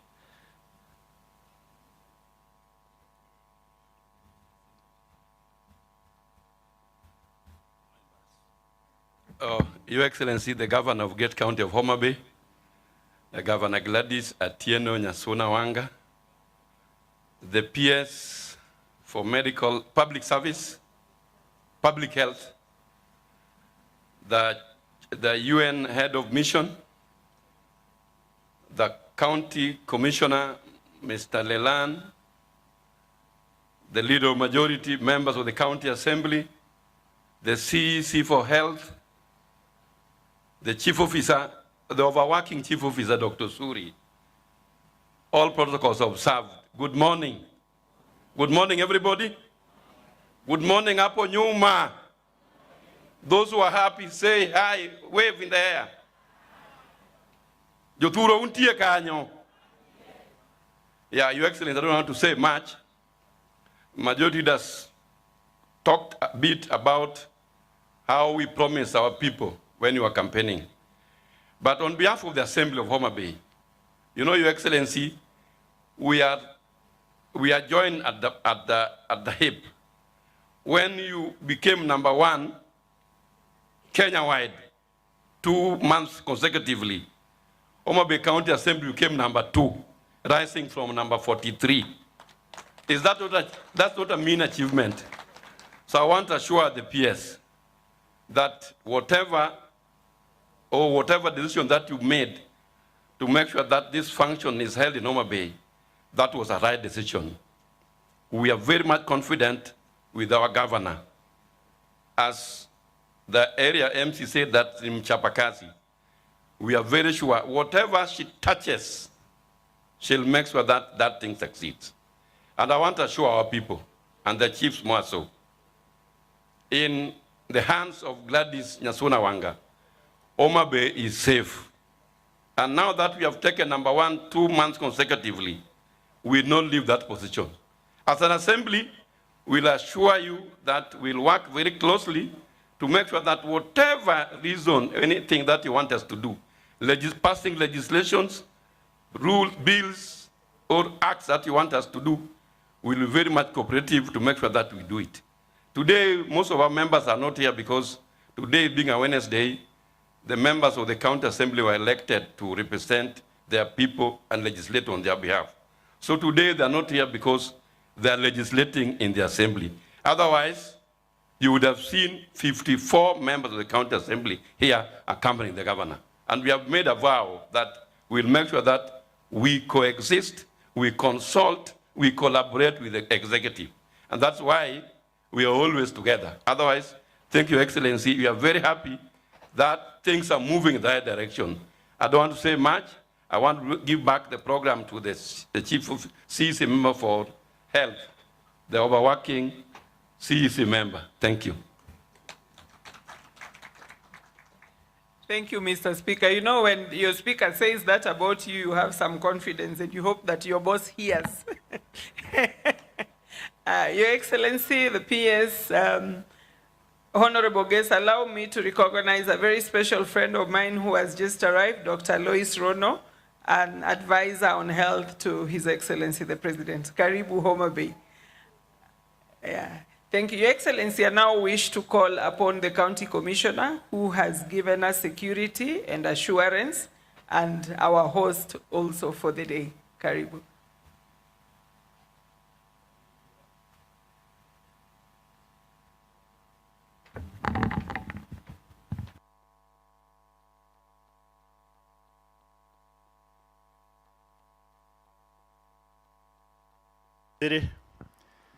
Our Principal Secretary, State Department for Public Health and Professional Standards, our Governor, Gladys Wanga, Director General Health, Dr. Patrick Amoth, the partners represented here, the partners represented here, the USAID Country Mission Director, the PMI, the representative from the World Health Organization, our Speaker of the County Assembly, and the entire leadership led by the Majority Leader, our valued departmental heads, the National Government Administration officers, and our very special people, the CHPs. Good morning. Or is it afternoon? I think it is afternoon. Our PS, Madam PS, I want to join the rest of the speakers in welcoming you and all the guests to HOMABAY. Our entertainers have really set the mood. You know, that is how we are in HOMABAY, very hospitable people. So PS feel at home. The rest of the partners feel very, very welcome. HOMABAY is very peaceful, very, very secure indeed. That is my guarantee. And I want to ask everyone, don't leave HOMABAY so soon. If you must go back to Nairobi, sample our hospitality, go to Ruma National Park, have a walk in our beaches. Ourselves, we don't go to Mombasa, we just walk around our beaches here in Lake Victoria. So, Madam, before I make a few remarks, allow me to recognize our officers from the county, the national government officers in the county, all of you, security and administration, tafadhali musimame.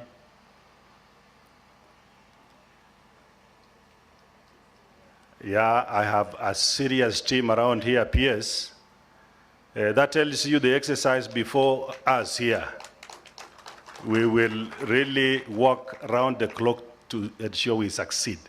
So salute everybody and then sit down. Asante sana.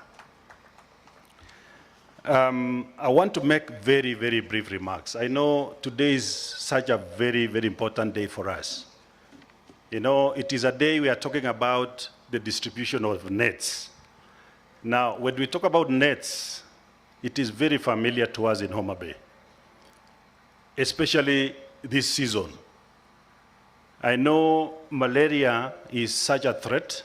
It is a real threat for us. It has been with us for a while. And I know it is a threat that we must win. The best way to win, I think, is to prevent. It is to protect ourselves from malaria. And it is so opportune today that we are here because we are experiencing a fairly enhanced rainfall, which is very conducive, actually, for the breeding of mosquitoes. So the exercise before us, I think it will go a long way.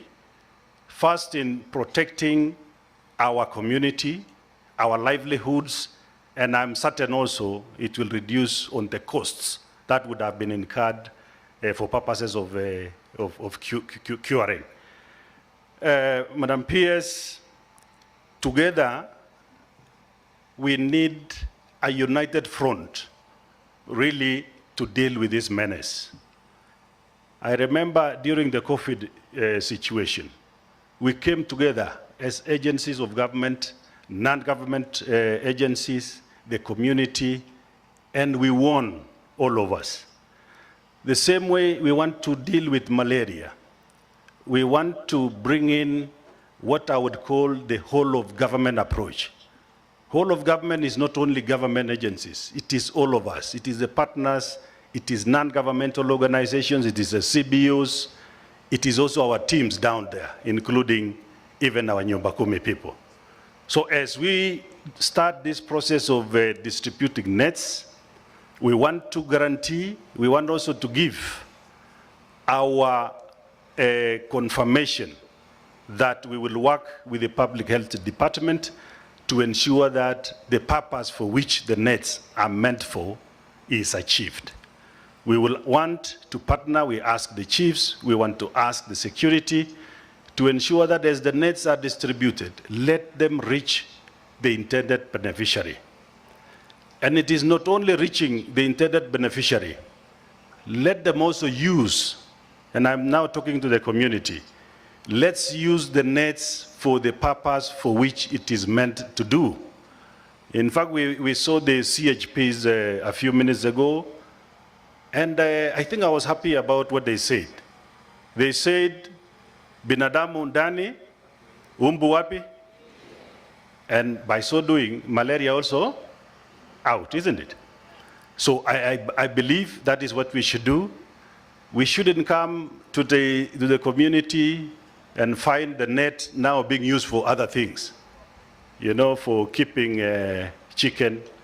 Sometimes you get them in the lake, you know, for using those other things. I think we will be very, very vigilant. Number two, the nets that will be distributed today is such a huge number. I know we've been told that we will get about 841,000. So that tells you it is almost, you know, all our households that are going to get the nets.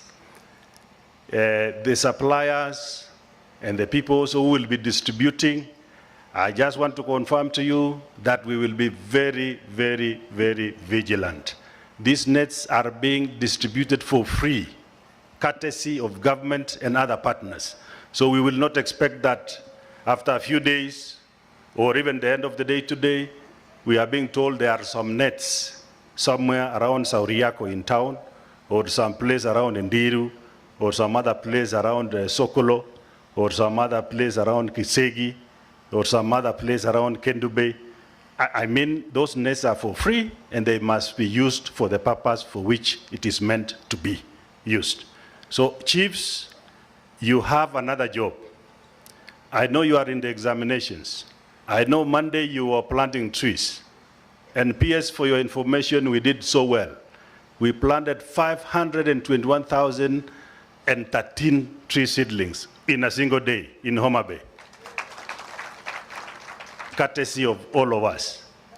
So other than that, here again comes the issue of distribution of nets.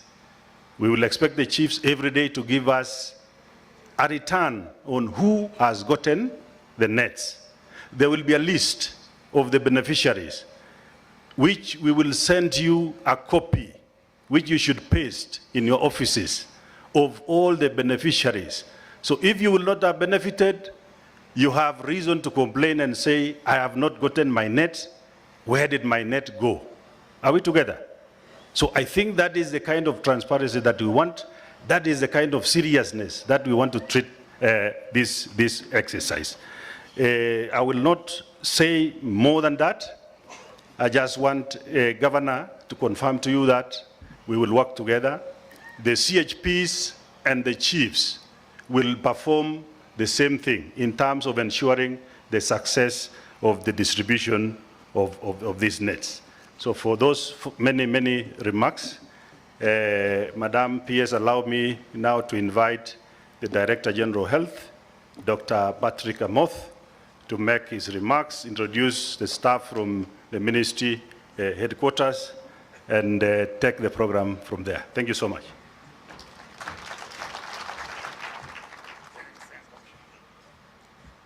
Thank you, Commissioner. Our chief guest for today's event, the Principal Secretary, State Department of Public Health Professional Standards, Madam Mary Murioki. Your Excellency, the Governor of the great county of HOMABAY, Gladys Wanga, allow me to stand on the established protocols because of exigencies of time. Mine will equally be brief. For us as a ministry, malaria still remains a big public health problem and also a socio-economic development program because of the effects of malaria. The Lake Belt region still continues to bear the greatest burden of malaria as a public health problem, with a prevalence standing at 19%. HOMABAY County has made great progress. We have made good progress as a country, but HOMABAY in particular has made great progress, and the incident prevalence now stands at 3.6%. That is the rationale as to why we stopped IRS, indoor residual spraying, because we have achieved a good level of malaria control, and that resource would be better deployed elsewhere so that we succeed together as a country.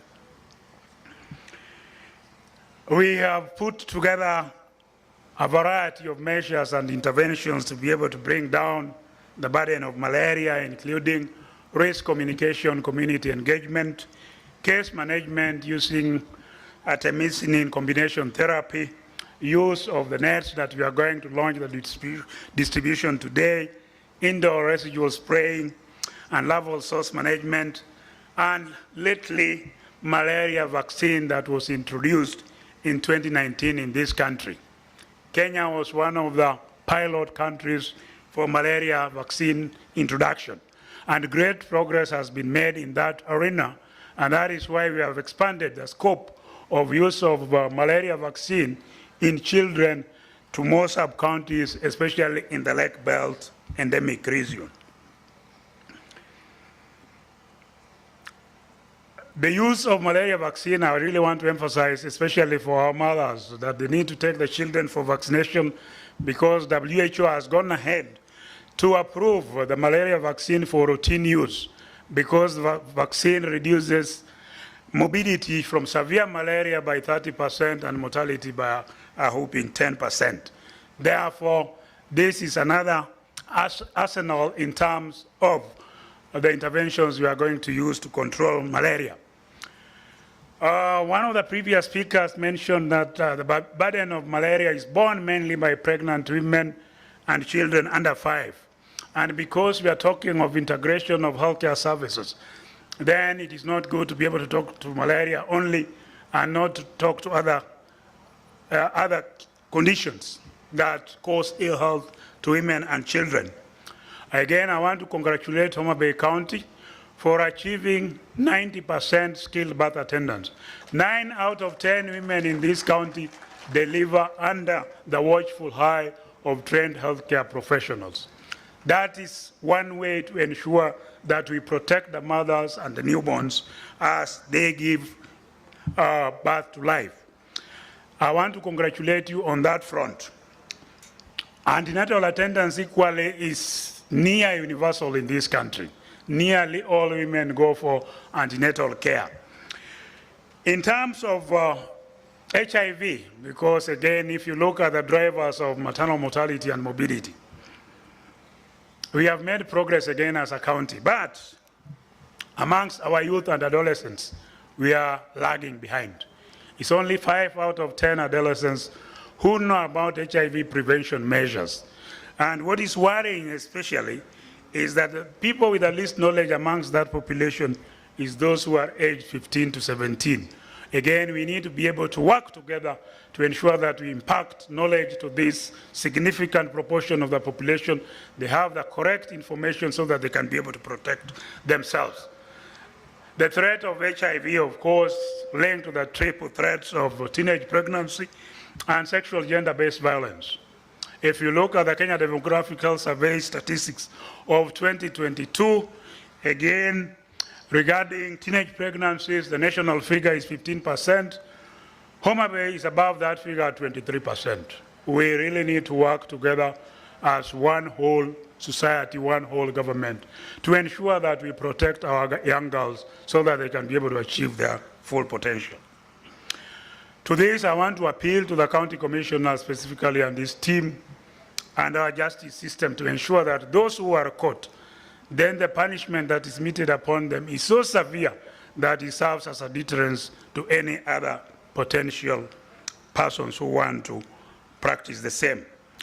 Regarding immunization, again, which is closely linked to child survival and child development, as a national, at the national level, 8 out of 10 of our children are fully immunized. In HOMABAY, that figure stands at slightly under 8, and again, we need to be able to work together with all the stakeholders to ensure that all children receive the necessary vaccines, and more so the zero-dose children. In a year, the average number of births in this country is about 1.5 million. Out of this 1.5 million, 2 to 3%, that's about 30,000 to 45,000 children have never received any vaccine. We need to go out of our way now that we have launched the community health promoters to ensure that no child is left behind. They receive their vaccines, they receive the care they deserve, then they grow, thrive, and ensure the prosperity of our country. The under-5 mortality for the country stands at 41 per 1,000 live births. In HOMABAY, that figure is 61 per 1,000 live births. And we know the drivers of this increased cause of mortality, including malaria, that we are trying to address through one of these prongs, so the launch of this mass net distribution. Pneumonia, on Saturday we celebrated the World Pneumonia Day, and again, something that is entirely preventable. We have introduced vaccines for pneumonia in the routine immunization program, and therefore we need to ensure that our children get the full course of the vaccines as prescribed by the experts. Diarrhea is also another leading cause of child deaths, and therefore we need to ensure that we have safe drinking water for our population, but also avail other high-impact interventions, including use of oral rehydration salts with zinc.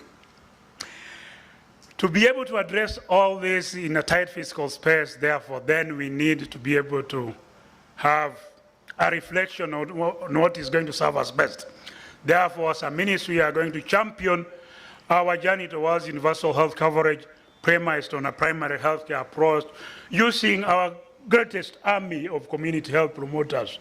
May I see your hands, our CHPs, and we want to congratulate you for the job you are doing, and the health and the prosperity of this country rests with you.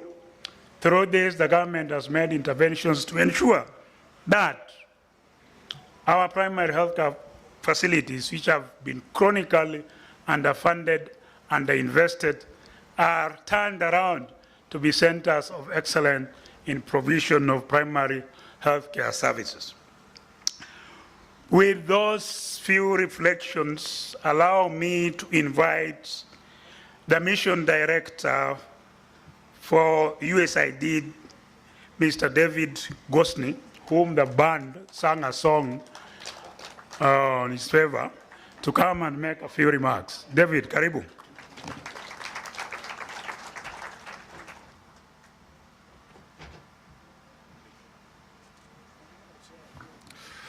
Umuso duto.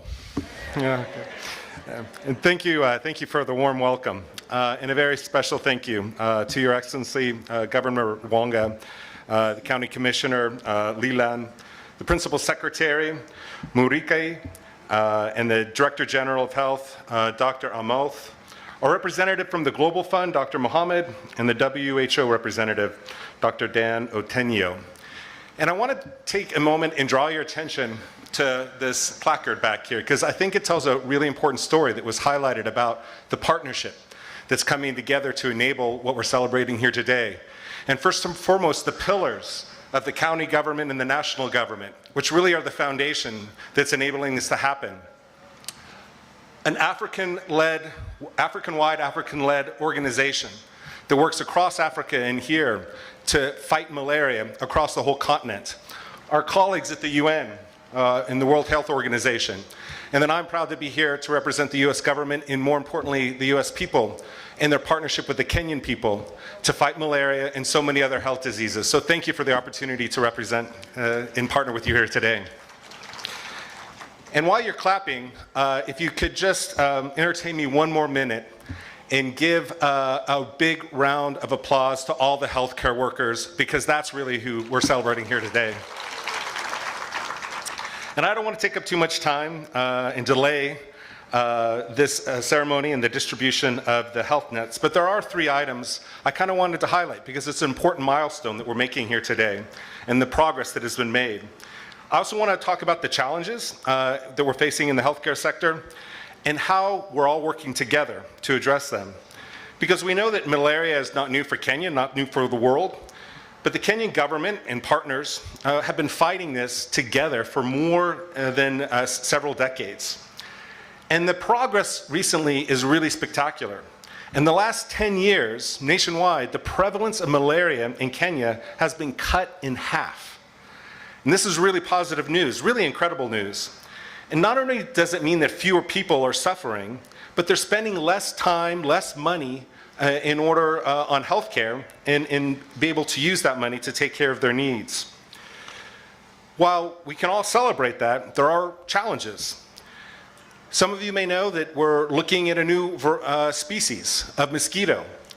This is likely to create some challenges. It's a species of mosquitoes that can survive in colder temperatures, higher elevations, in urban centers. So it's important for us to remain vigilant and continue to use technology and adapt the tools to meet not only today's challenges, but future challenges as well. Another challenge we're facing is warmer weather. This is something we're seeing globally. And as we know, as warmer weather, the mosquitoes like that, and they breed, and they grow. And it creates an additional challenge for us to fight them as we go forward.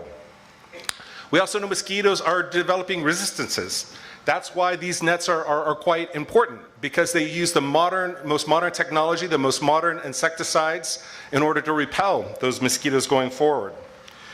And that's why national campaigns such as this are so important as we go forward as well. Because malaria is not just about getting sick.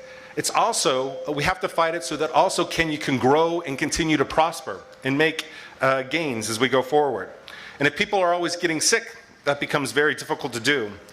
One example is a woman, Nefa, who lives in a neighboring county, because this is an initiative that's being rolled out in HOMABAY, but also the 3 surrounding counties around the lake. And prior to nets, Nefa and her son spent a lot of time in the hospital. And remember, those hospital visits not only require her to buy medication, they also took her away from her family, away from opportunities to earn an income every day. And now after receiving a net, as we've seen over here, every day, she can tuck herself and her children into bed, keep herself inside and the mosquitoes outside, and continue to grow and take care of their families. And as a result, for the first time, neither Nefa or her family have been sick for the entire year and been able to provide the income and food for their household that they so richly deserve. And that's an experience that's very important. And it's stories like hers why the US government has invested over 75 Kenyan shillings over the last 15 years to partner together with the Kenyan people to fight malaria. And with this distribution today, we're ensuring that another 1.5 million people, through 2.5 million bed nets across the 4 counties, and as we heard, nearly 900,000 here in HOMABAY, can continue to benefit from the bed nets, continue to fight malaria, and continue to be able to lead healthy lives and provide for their families.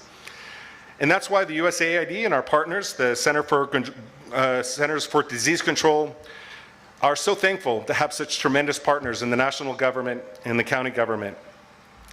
This national campaign is a perfect example of that partnership and how we've worked hand in hand to deliver true results for the Kenyan people. The recent announcement of universal health care is also a very exciting announcement as well, and something that will help combat malaria. And it's another area that we look forward to partnering together with the Kenyan people and the Kenyan government to ensure that primary health care is more available throughout the country as the country and counties move forward to that goal.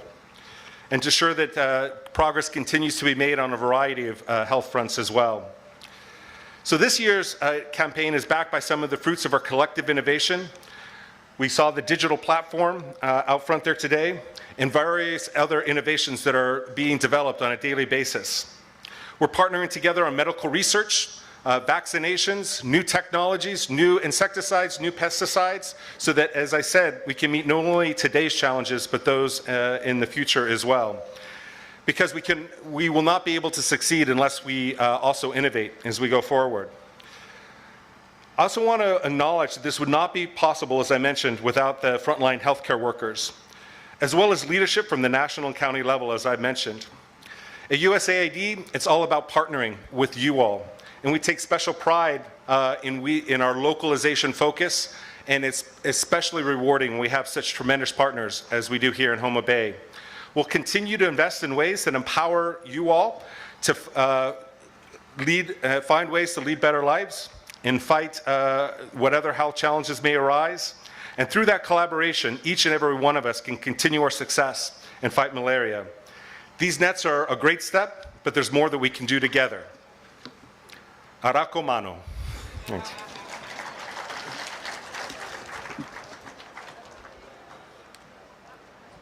Thank you, David, again for another round of applause for emphasizing on the need for partnerships, because as a country, as a government, we cannot be able to do alone.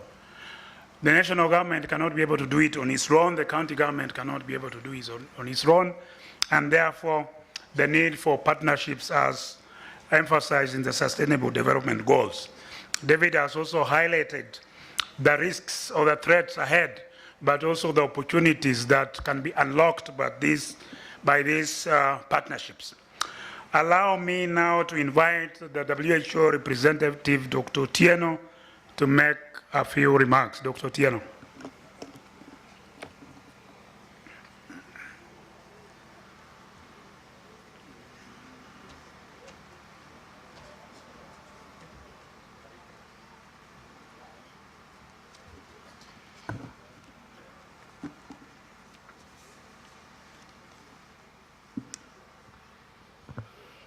Hamjambo wananchi.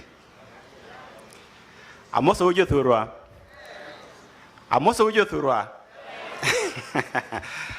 Kose lunch ma poku chamo yawa. So I stand here on behalf of the WHO representative to Kenya, Dr. Abdurrahman Diallo.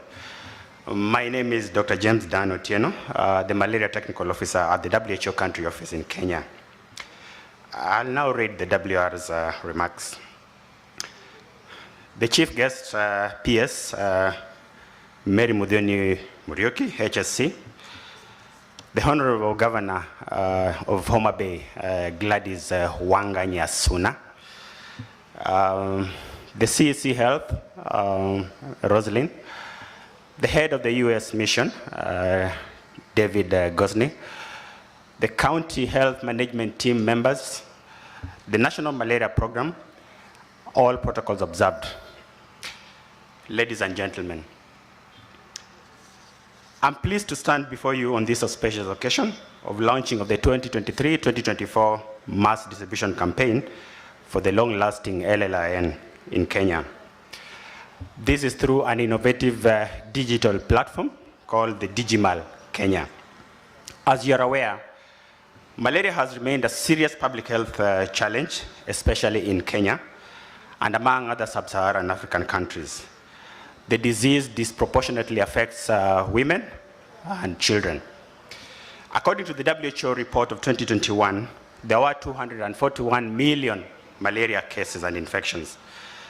And 234 million of these, that is 95% of these, occurred in Africa.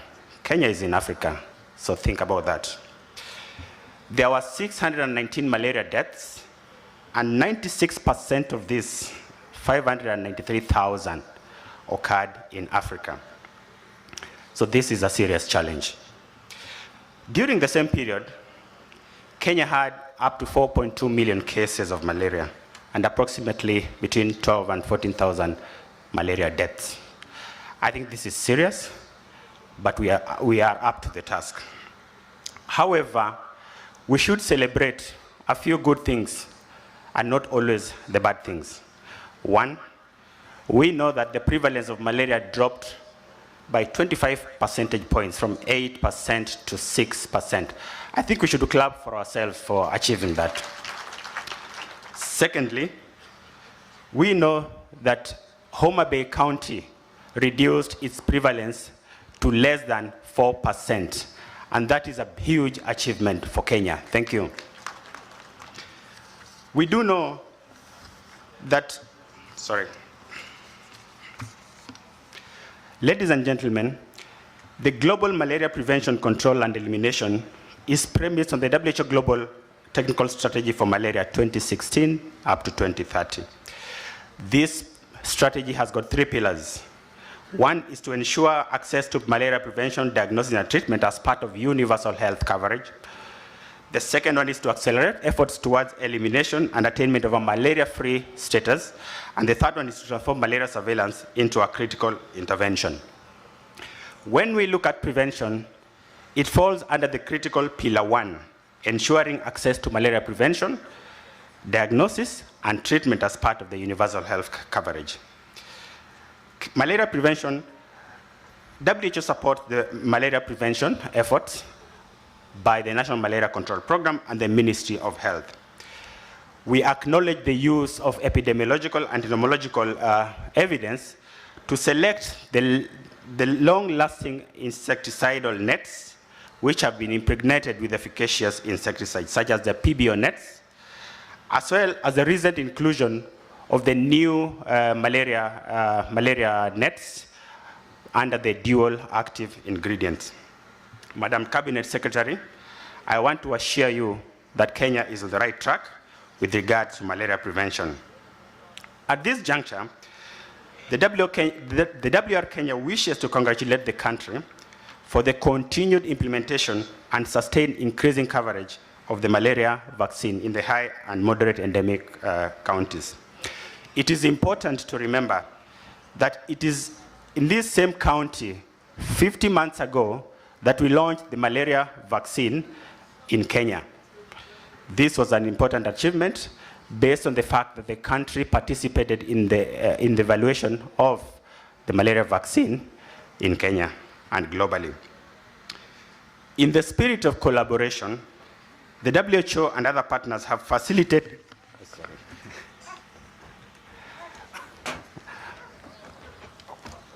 Sorry, that was just a hiccup. In the spirit of collaboration, the WHO and other partners have facilitated guidance relating to interventions against emerging biological threats. And as David Gosney ably quoted, that we are faced with the emerging threat of a vector that can transmit malaria very competently and of less efficiency. However, we are up to the task.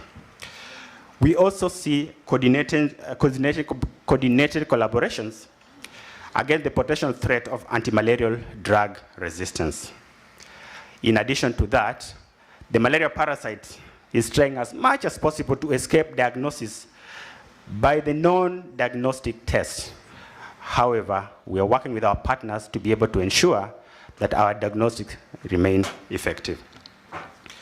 Ladies and gentlemen, as I conclude, I would like to laud the robust technical and financial partnerships within the malaria space in Kenya. And this has been alluded to. These partnerships have achieved tremendous gains, including the planning and execution of this malaria mass campaign. I will especially thank the county leadership under Honorable Gladys Wanga for their efforts to be able to fight malaria. I extend my thanks to the people and the communities in HOMABAY and the community health providers, the US government under the USAID and the President Malaria's Initiative and its implementing partners. I'd also like to laud the collaboration efforts of the Global Fund for Malaria, AIDS, and TB team in Kenya, the RBM partnerships to end malaria, Organizations such as AMREF, ALMA, and all other organizations who represent the academic community in Kenya.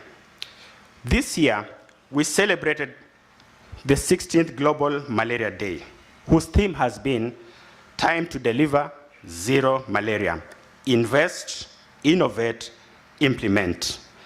Let us all join hands to ensure that we deliver 100% LLIN net coverage in all our households and in all populations at risk. The WHO will use its expertise at all the three levels, the HQ, the regional office, and the country office to support Kenya to achieve its strategic objectives, including scaling up evidence-based preventive and vector control interventions within the upcoming new malaria national strategy. Thank you for your attention. Dr. Diallo, Abdurrahman, WHO Kenya.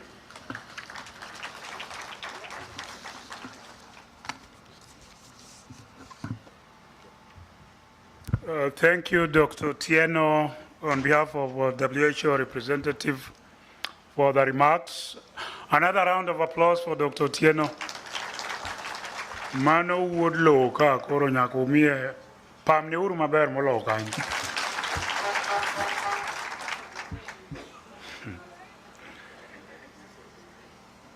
Partnership, people, prosperity, peace.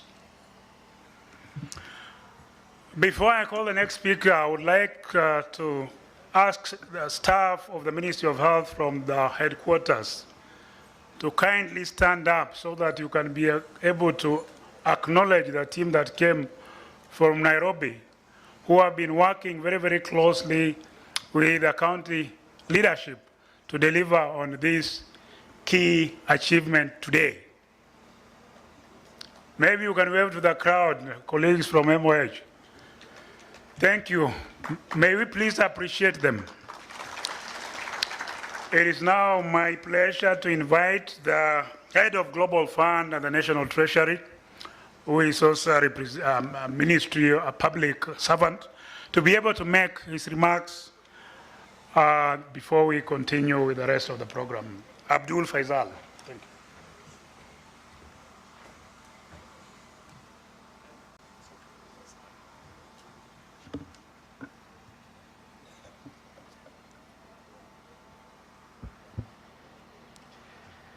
Good afternoon, everyone. Development partners, David, the people of the United States, the government of the United States, our WHO representatives, our county commissioner, and all distinguished guests, all protocol launch of the 2023-2024 MassNet distribution campaign here in HOMABAY County. Thank you for the warm reception, Your Excellency. As a partner to the health sector, the Global Fund has supported the country's malaria control strategies since 2003. That is 20 years, 2 decades, and therefore takes a lot of pride in the successes recorded in the fight against malaria in the country over the past 2 decades. There is no doubt that MassNet distribution campaign is an effective vector control intervention in high malaria burden regions like this lake endemic region. In this context, the Global Fund program supports, considers support for the implementation of the National Malaria Strategy 2019-2023 and the MassNet distribution campaign in particular to be high impact investments for the country. And towards this end, the Global Fund has contributed $40 million to this MassNet campaign. To conclude, we look forward to a successful 2023-2024 distribution campaign and realization of the universal nets coverage in the targeted counties. Lastly, let me appreciate the leadership of the PS Public Health and Professional Standards and the entire NAC, National Steering Committee, which has stakeholders from all levels of government and the counties. Dr. Lenai and for I think HOMABAY is the Director Health, Dr. Okumu, for working tirelessly to ensure that we achieve this MassNet distribution. And our leaders present, I would like to remind you this is just the beginning. We have 21 other counties to go. So congratulations for HOMABAY for kickstarting this campaign. Asanteni sana. Thank you, representative of the Global Fund and the National Treasury. That 40 million US dollars, if you convert to Kenya shillings, is how much at the current exchange rate. Is significant investment. So partnership is very, very critical for us to be able to deliver this agenda. Now it is my single honor and pleasure to invite Her Excellency, the Governor of HOMABAY. Please be upstanding as the Governor and give her a round of applause as she comes until she takes the podium. Your Excellency.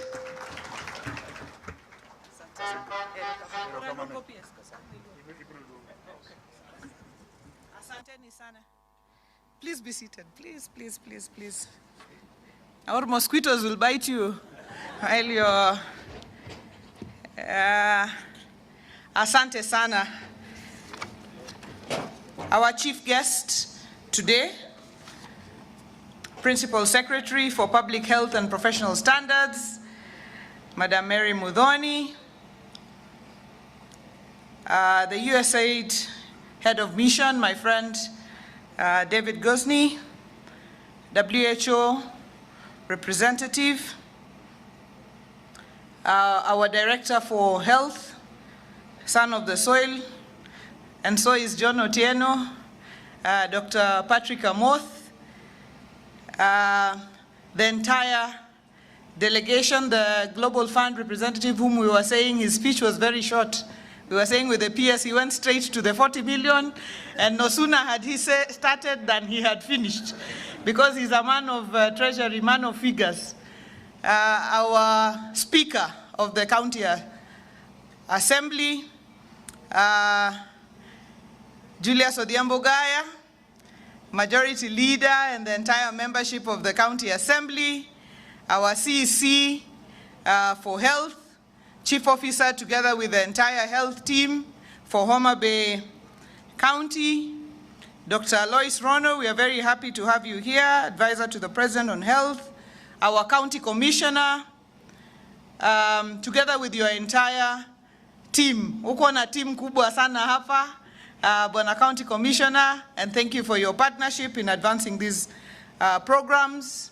Our community health promoters, our CHPs, and the people of HOMABAY, the people of Kagan Ward in Rangwe constituency. Amoso huni nyasaye ber? Sechete?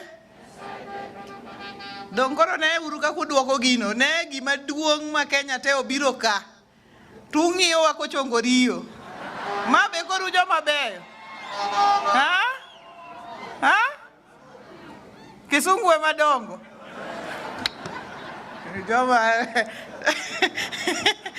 They are saying the English has been very big, so they have sort of been observing and trying to digest the English. Nyasaye ber, sechete, fuabadi kama kiwinjo gik mokel maneto biro kokel kani. Very good. Amad waketo kisungu madongo moko matin, koka duogi. I'm saying I'll say a bit of big English, then I will come back to Kijaluo, then I will be able to invite our guests. So it is with a very warm heart that I welcome you to the County of Endless Potential, Madam PS and all our guests. First as the Governor of HOMABAY, and secondly as Deputy Chair of the Health Committee of the Council of Governors. We in HOMABAY truly appreciate this partnership and look forward to our citizens benefiting from it in the fullness of time. Today's exercise is of great significance. Malaria continues to be a major cause of mortality and morbidity in our country. In HOMABAY County, it is the second highest cause of morbidity after HIV and HIV/AIDS, and the #1 cause of mortality.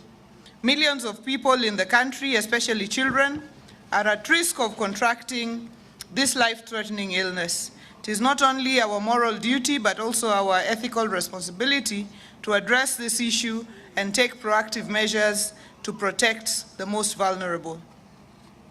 Today's launch is a significant step in our mission to create a world free from the devastating impact of malaria.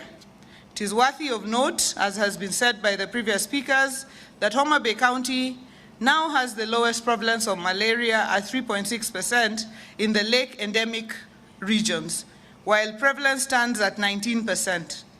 This stride is attributed to the effective implementation of various malaria control interventions, such as IRS, distribution of nets like we are launching today, vaccination rollout targeting children under 24 months, robust weekly surveillance, availability of malaria drugs in our facilities, intermittent preventive treatment of malaria during pregnancy, and integrated community case management led by our 2,954 trained and equipped community health promoters.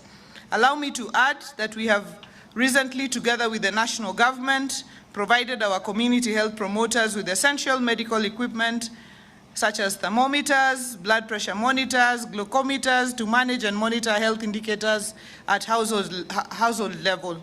I'm also proud to announce that HOMABAY will be the first county to implement the end-to-end digitization of the mass net distribution process. This is to overcome the previous campaign challenges and enhance efficiency and accountability. The 2023-2024 mass net distribution will have all processes digitized, as we have seen when we were coming in here, from household registration to distribution of the Digimal platform with support of the USAID Presidential Malaria Initiative, the national government, and the Global Fund. Over 9,111 individuals have been trained, and successful registration of targeted households has been completed. We will be showcasing the distribution process through the Digimal platform shortly. I think we saw it, but we will see it again. Through the power of mass distribution, we have the opportunity to reach a larger population and ensure that a significant number of people have access to life-saving nets. The Mass Net campaign will benefit all 9 sub-counties in HOMABAY County, targeting households to receive about 850,000 nets. It is crucial for us to sustain the progress achieved through the IRS intervention by advocating for residents to adhere to malaria control interventions, such as consistently using mosquito nets. We saw here the human being was inside and the mosquitoes were? What if the mosquitoes enter inside? We remove them. Yeah, so I think the correct use of the nets is extremely important. Even if it is hot, you must keep the net on, especially for our children. It is crucial. We are grateful for the consideration of more advanced PBO nets, which provide enhanced protection against mosquitoes through increased mortality of the pyrethroid-resistant malaria vectors. These interventions have been made possible through the collaboration with various partners and donors, including the national government, through the National Malaria Control Program, the county government, the USAID's President's Malaria Initiative, the Global Fund, and research and learning institutions. Moving forward, residents in HOMABAY County will continue to receive nets through routine distribution channels that target children under 1 year and expectant mothers across all public and faith-based health facilities, as well as mass net campaigns. These efforts aim to improve accessibility and use of nets, currently standing at 81% against 56% in the lake endemic region and 49% in Kenya. I eagerly look forward to receiving the nets allocated to let me say the households in HOMABAY, not really the one for my house, and ensure continued protection from malaria. So zero malaria starts with me, and asanteni sana. I will just say that we are really, truly grateful that this program HOMABAY was selected for the launch of this program. We don't take it for granted.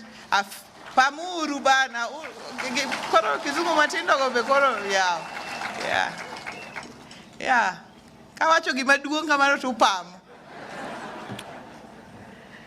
So we are really, truly grateful. We don't take it for granted. This is the second time this year that we are hosting a major national launch program. And as County 043, it is a big honor for us. We love visitors. And as the County Commissioner said, next time you're coming back, please don't come for one day. We want you to start from just here where the cultural dancers were dancing. This is the home of culture. So soon we will be completing our cultural center here in Kagan. So you will start from here by seeing our culture and enjoying our culture before we take you to the islands where you will enjoy the pristine beauty of Lake Victoria and beautiful places to see and stay before we take you to Simbinyaima, which is a mythical lake crater where if you throw a stone, the stone will come right back at you. You must see it to believe it. Then there is the Ruma National Park where we have buffaloes, we have giraffe, we have the Rowan antelope, the only place where we have the Rowan antelope in the country. So we have rhinos there. Many people don't know. We have a beautiful national park here. So when you come, give it 2 to 3 days. We will take you around to enjoy the beauty of HOMABAY. Right near us here, we have the Ndiru Level 4 hospital. We are happy that now we have made waloko gikmanonego walokka kendo koro tiyo motegno kendo tiyo maber. If there is any support from the national government, Dr. Moth, we would like Ndiru Level 4 to have a fully fledged theater so that our women can be operated here and they go. Hiyo tutafanya pamoja. Tunajua sisi tuko na pesa ya health hapa chini, lakini ingine imebaki Nairobi. Hiyo kidogo mnaweza tu share na sisi tuendelee. Dr. Moth, you know, PS is here. You were here last time with the CS. I can't conclude my speech without asking about our Level 5. You know, I'm the vice chair of the health committee in Nairobi. I'm walking around, but we don't have a Level 5 health facility here in HOMABAY. So I was hoping that Dr. Moth would tell us, lakini PS akikuja, I am hopeful that she will say something about our Level 5 facility. In HOMABAY, we have made all the necessary improvements to have it as a fully fledged Level 5. By the way, this is a request we have made since 2013, and if we receive it, we will be very, very happy people. In fact, we will slaughter many things to celebrate the coming of a Level 5 facility in HOMABAY.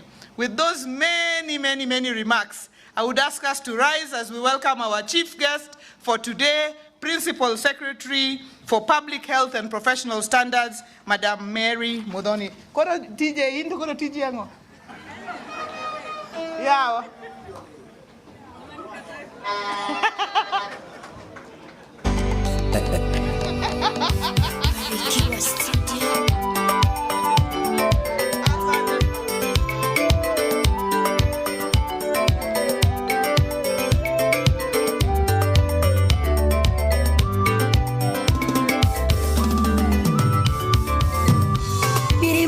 Kaparo kamae, ni madea kaparo kamae ginia diamante.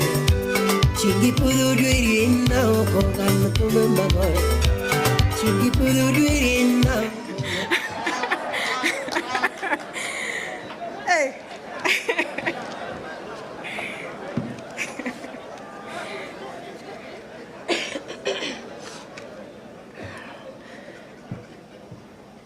Hey,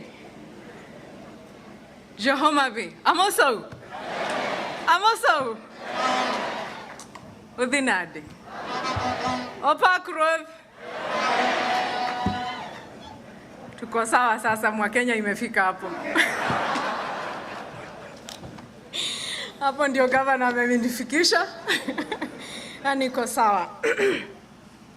Your Excellency Gladys Nyasuna Wanga.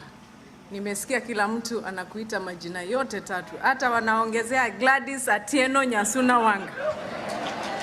Sasa mimi ni nani? Lazima pia nitie bidii.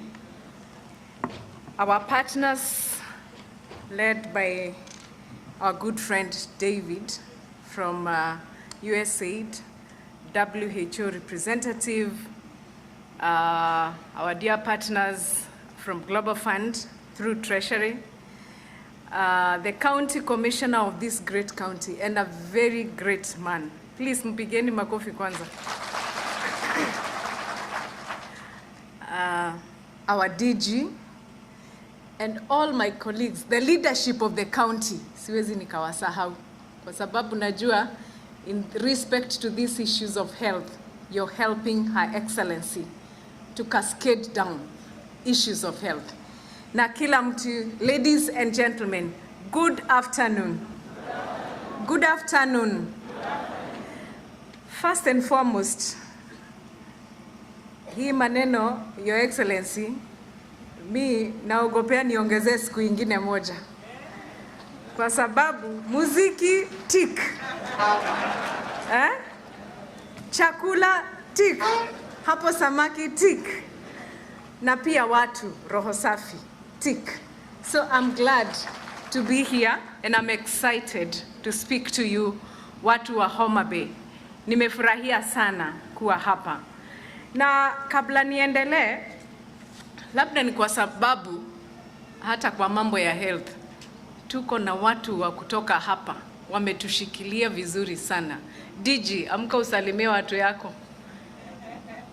Si umpige makofi. Huyo ni Director General wa Health. Atiye ndiye anapitisha hata wale ile madawa ya mitishamba. Akisema ufanye hautafanya. Deuce kwa kijana mwingine anaitwa Kelly Olwach. Huyo ni CEO wa KMTC Kenya mzima. Si hapo ni mzuri?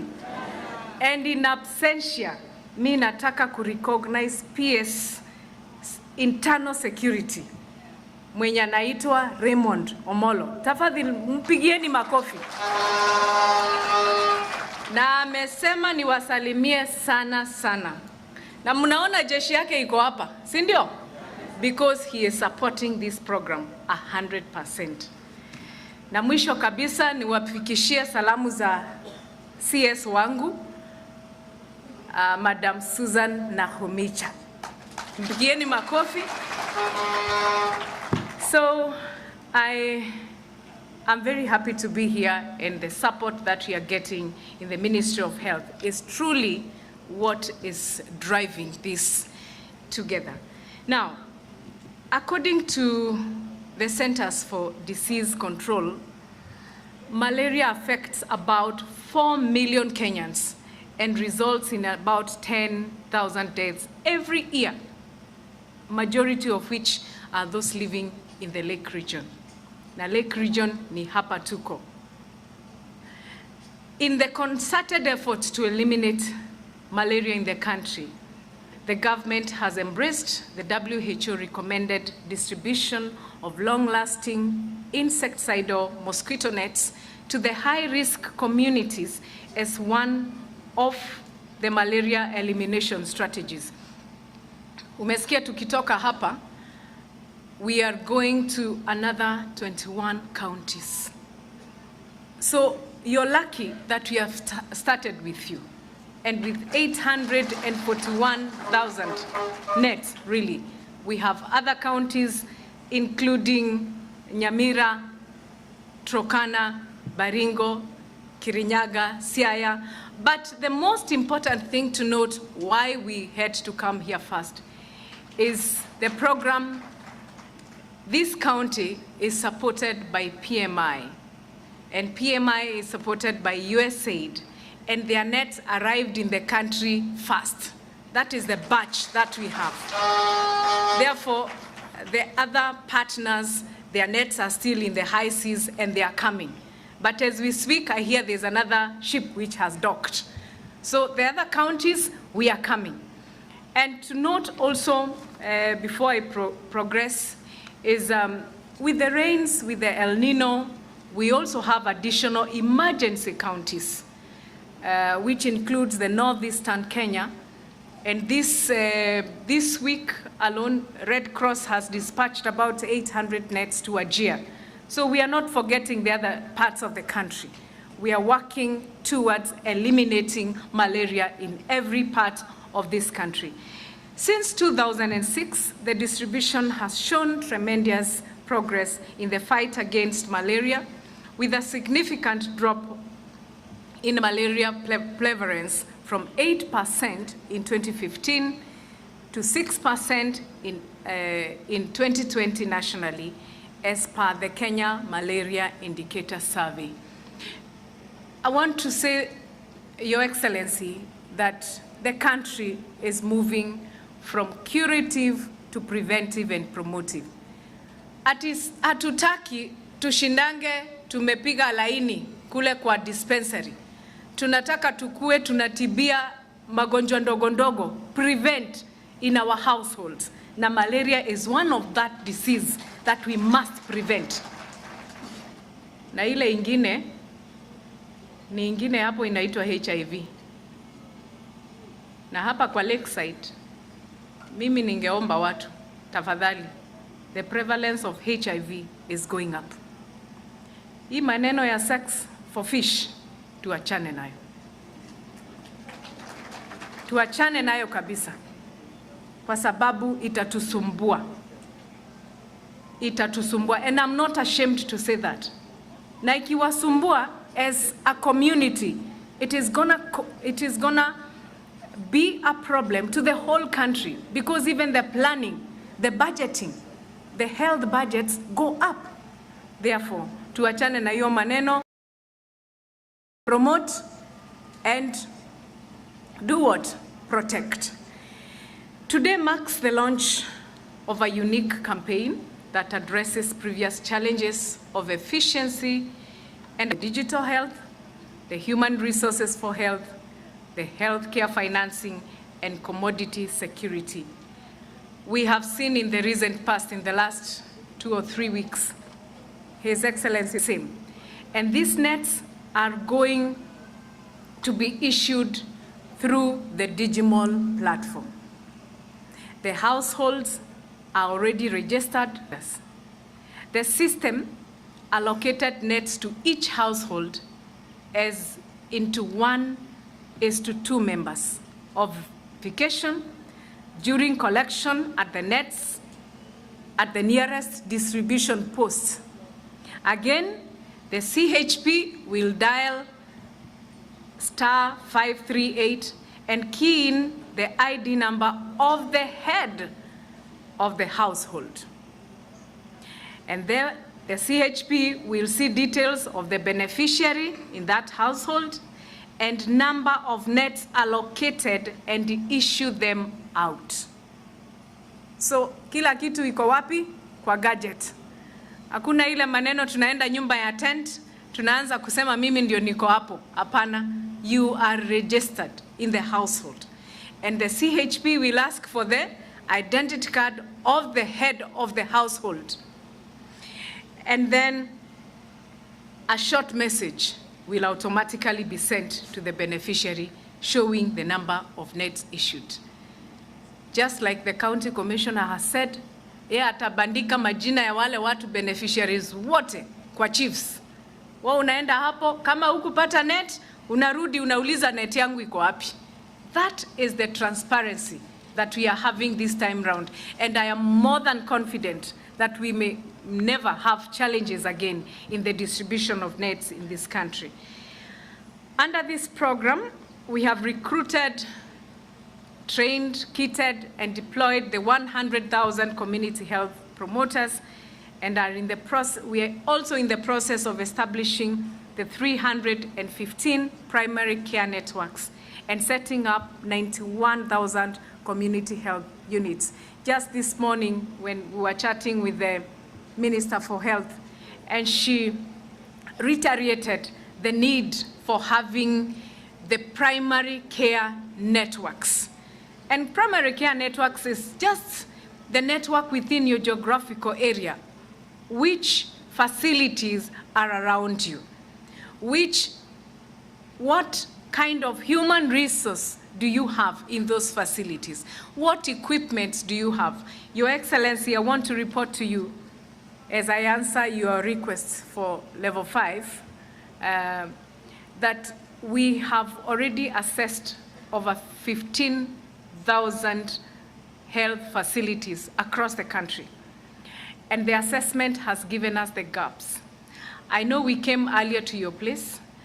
We've already assessed your hospital again, and the request is on my desk. So when I go back to Nairobi, that is the work I will start working on. You already told me this morning that you have corrected the few areas, because having a level higher than what we have, it requires the right equipment and the right human resources. It's not just a name. Therefore, hiyo maneno tutapanga na tunaendelea kupanga. Dr. Amoth ako hapa atanikumbusha because that file is on my desk. So the next time we come here, I don't expect Her Excellency to request for the same again. Therefore, the community health promoters are therefore strategically placed within our communities and will serve as the eyes and ears of the initiative monitoring the proper utilization of these nets. Remember, and we are also mentioning that our community health promoters in the country, the 100,000 of them, hawachukui kazi yoyote ya mtu. Their work is very basic. Kazi yake ni kukuja kwa household na umfungulie mlango. Mwambie akupime BP, mwambie akuangalilie mtoto kama ako na temperature, mwambie akupime blood sugar, mwambie angalia kama mtoto ako malnutrition iko, mwambie akukumbushe siku ya immunization na vaccination na vitu kidogo kidogo kama hiyo. Kwa hivyo hakuji kukutibu. Community health promoter is not coming to inject you. Anakuja kuangalia if there are things or there are areas we can rectify before that time for curative. And they are doing a good job already. However, as a community that values health, let us not wait for follow-ups. Last month was the Cancer Awareness Month, October. I do not know how many people in this crowd even went near a health facility to be screened. Yet we are talking about preventive and promotive.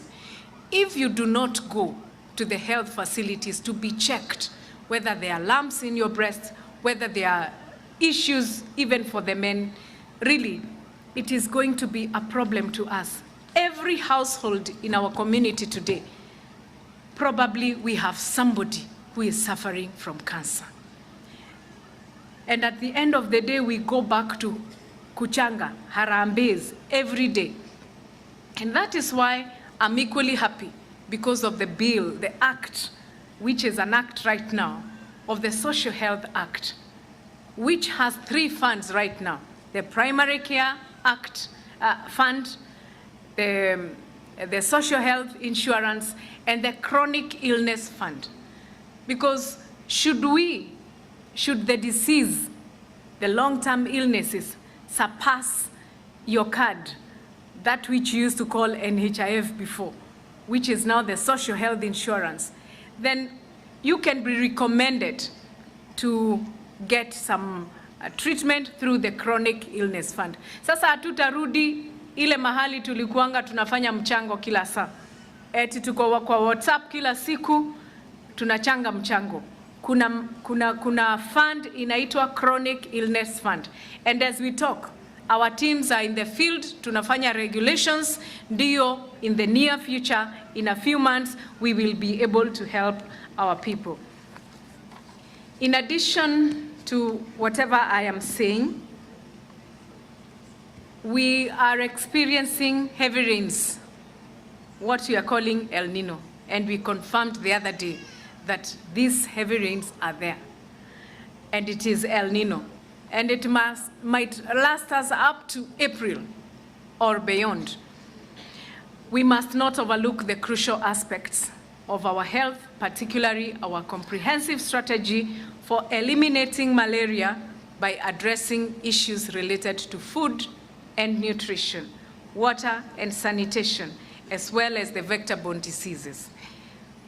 And to achieve this, we must always clear the bushes around our households. Please maintain proper drainage. Because as the rains come, they might even sweep your structures.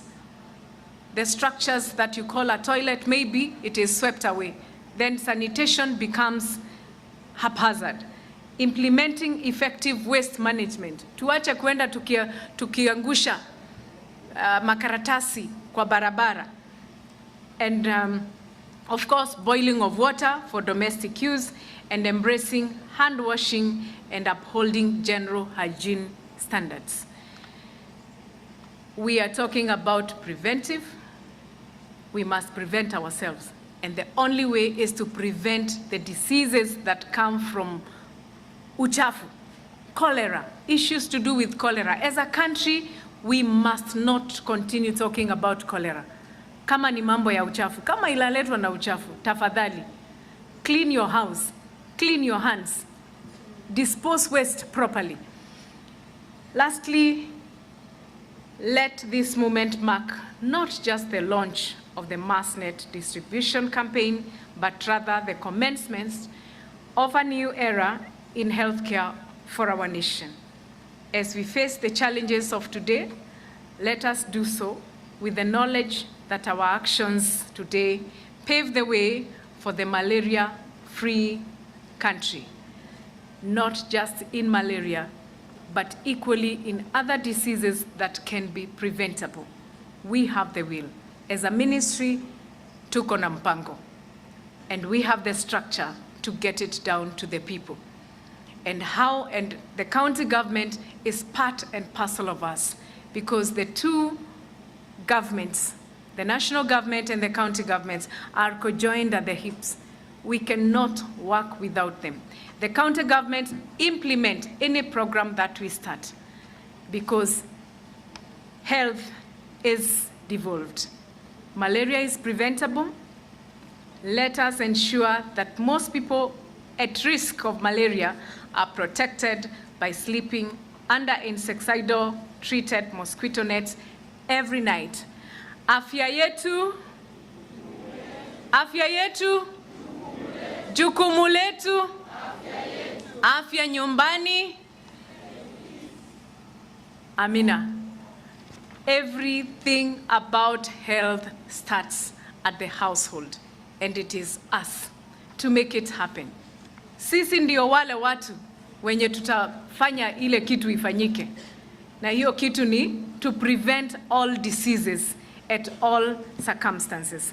Your Excellency, hiyo ndio nilikuwa nimeandikiwa, lakini ya mwisho ningependa tu kusema the health of the people of this country must be accessible.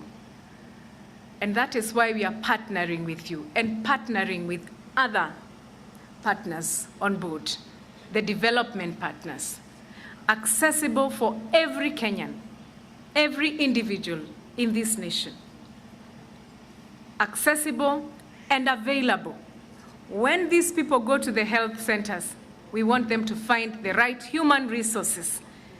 When they need a machine, they must get the machine in that particular health facility, and affordable. And that is why we have reduced the card, the social health insurance, from 500 to 300 to make it affordable for everybody in this country. I thank you, watu wa HOMABAY. I thank you, Your Excellency. Na sasa mweke wimbo ama nikatalie hapa. Thank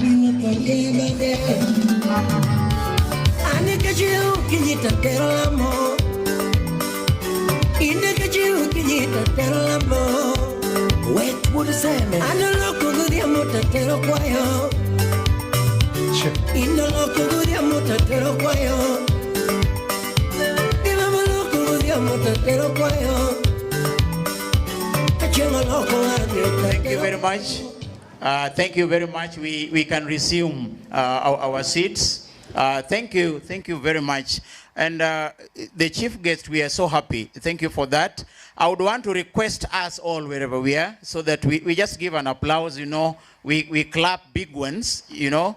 HOMABAY is recognized, is also loved by the national government. So we want to give 1, 2, 3, 3 times. 1, 2, 3, like 1, 2, 3, 3 times. 1, 2, 3. Again. Again. Thank you very much. We want to say that we are in safe hands, and we are happy as a county. Today, when we walk across Kenya and we visit places in other counties, then we are proud to say we are from HOMABAY. The only thing now that we want to do, I think we have 3 things to do, and we want to do them very fast, is that we want to issue the very first net under the under the mass net distribution. And we are going to do this to the first family or the first household in HOMABAY County. And that is why I'm going to request that Her Excellency the Governor and the Chief Guest and the DG, Director General, WHO, and the USAID Mission Director, and the CEC Health, and the County Commissioner, and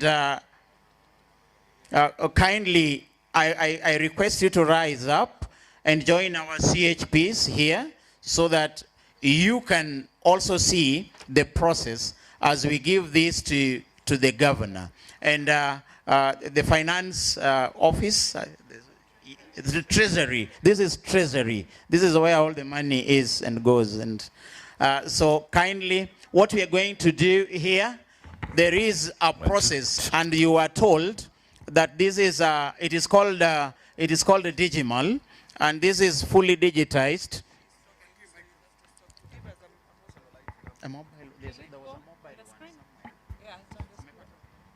Okay, let me request ID number from our governor. Oh, from our governor.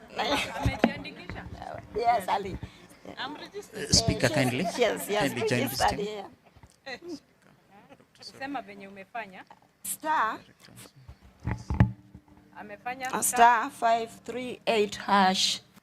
Then it has brought even user registration. I'm going to click distribution. Distribution. Then yes, I'm requesting the ID number 22008 619. Yeah. The number of nets which she's going to get is 3. Let me confirm it. It's confirmed. She's supposed to receive 3 nets. So your Jirani confirms it. Yes. Okay, I'm here as the custodian of the nets, and therefore before I issue any net, since it is through the Digimal process, it has to go to the right person who actually registered, and that's why we are doing this. So after I've confirmed like this, then I have to give out the 3 nets. Thank you. It's going to be issued to the household head, and she's the one. Now I have to confirm the ID number. And the ID number is 22008619. Yes. Confirmed. Yes. Then you will get a message in your phone number. Okay.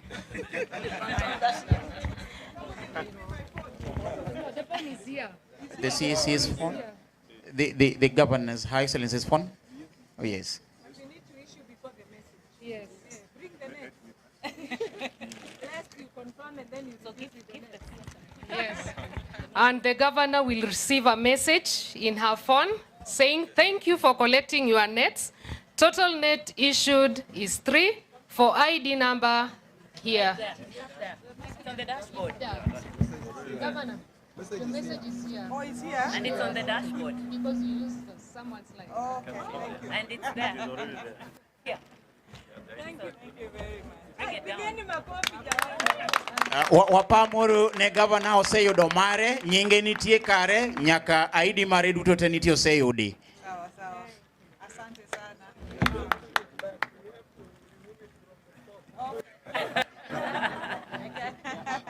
What about the women? They are sitting in the sun. So they have already. So do they come or do they? They also want to distribute to some few households, just to start. Very few households now.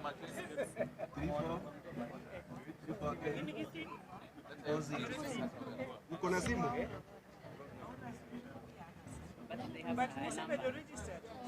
Okay, can I ID? Linet Odhiambo. Linet. Weni Linet. Linet. Haya, Linet Odhiambo ako hapa. Endelea.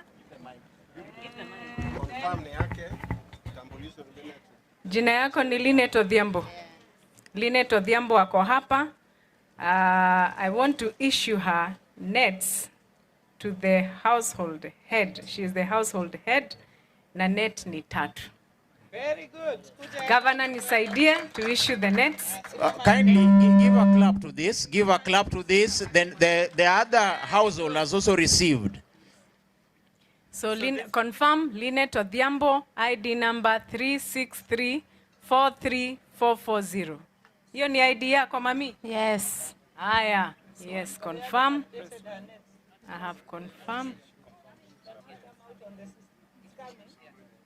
Nets issued successfully.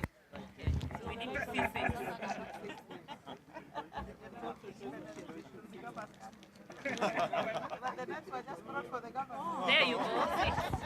And the most interesting is it is showing us the cumulative nets that issued. Sasa tumeissue nets 6, and it is telling us we have issued 6 nets.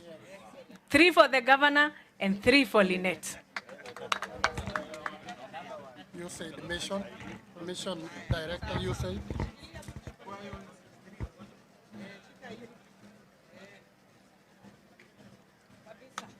And she really needs the net. Your ID number? Thank you. Another one? David.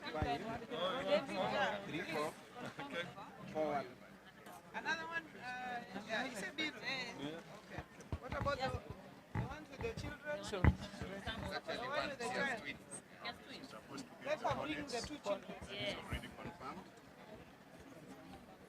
All right, confirmed 4 nets to the approved head of household. So ask, confirm with her if her name is Beatrice Odihambo.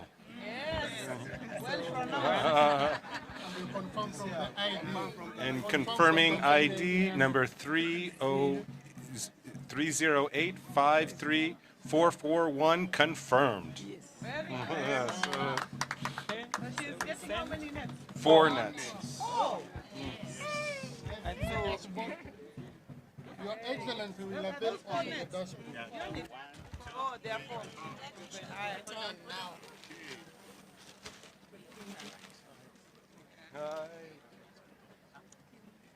My coffee.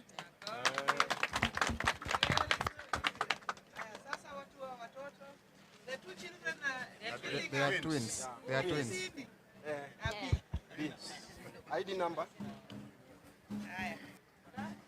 32 PS 14 on 23 47 38.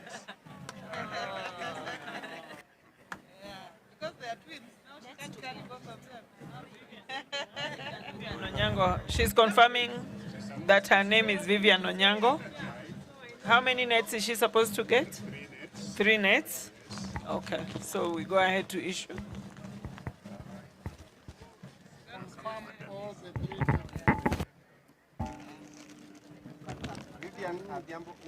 Confirm all the 3 names.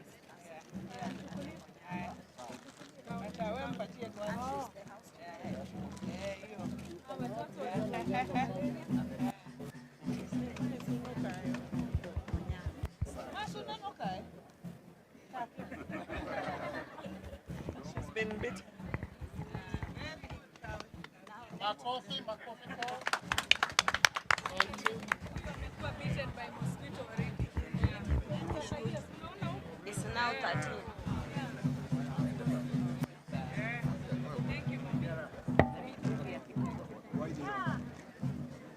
So we've distributed 10 so far? Yes. 13, so it's coming up. It's coming. Yeah. Once they press it there.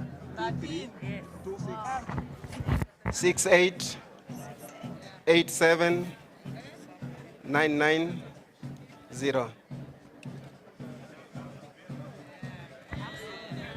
Household. This one is reading household record missing. Repeat the number again. Re-enter the number, the ID number. Eunice Acheng Nyawara. Wait.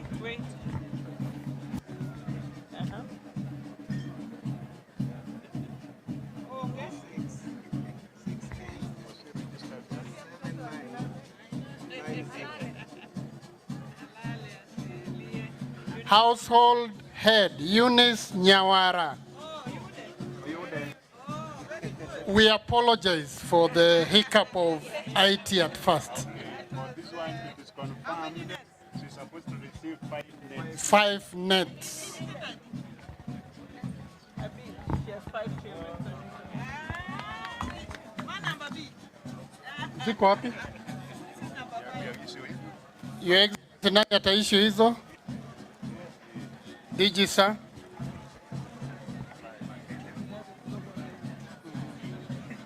Makofi kwa DG, makofi kwa DG wetu. Thank you. Next. 1565 082.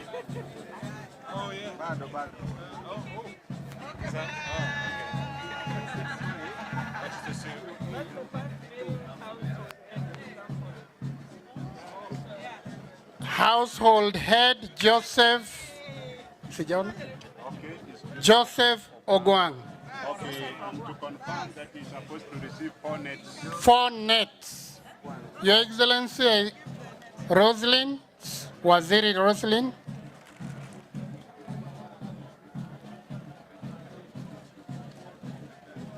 Hope the dashboard is populating. 18 so far, 4 for them. Ogwang. Kabisa. Makofi. Can this be the last one?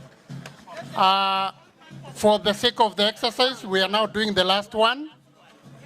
Global Fund, through Your Excellency and the Chief Guest.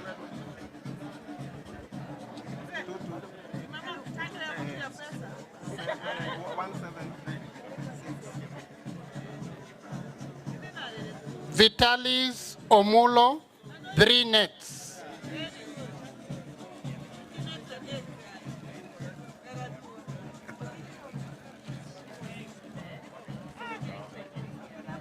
Makofi kwao. Asante Global Fund. Asante our Chief Guest and our Excellency.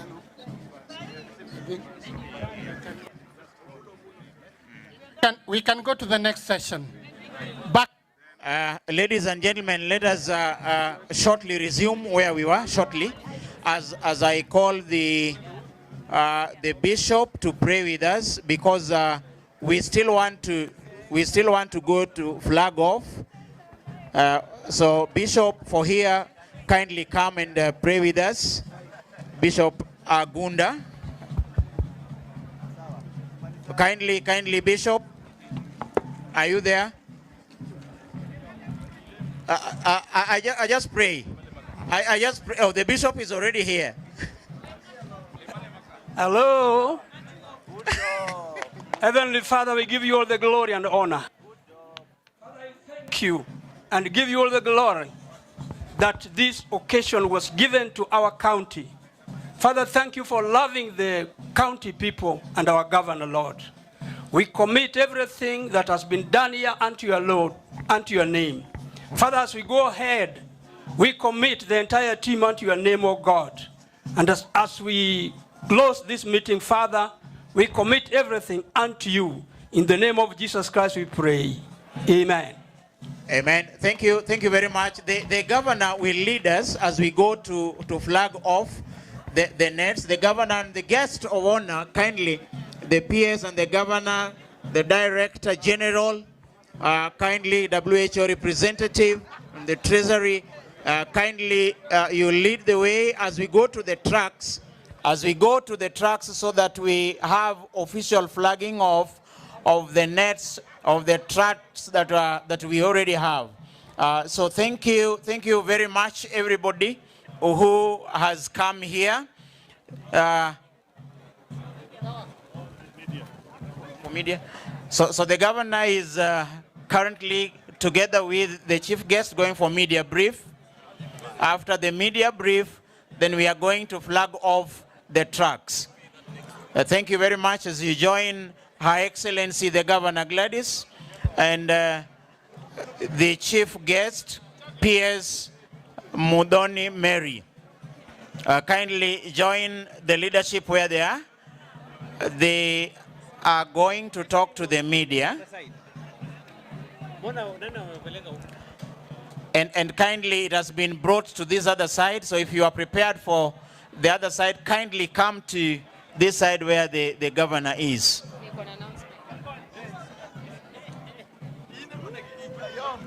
All the post supervisors where the distributions will be done, you are requested to meet in the middle of the tent, kindly. All the post supervisors. There is a media brief where the governor is, plus the chief guest.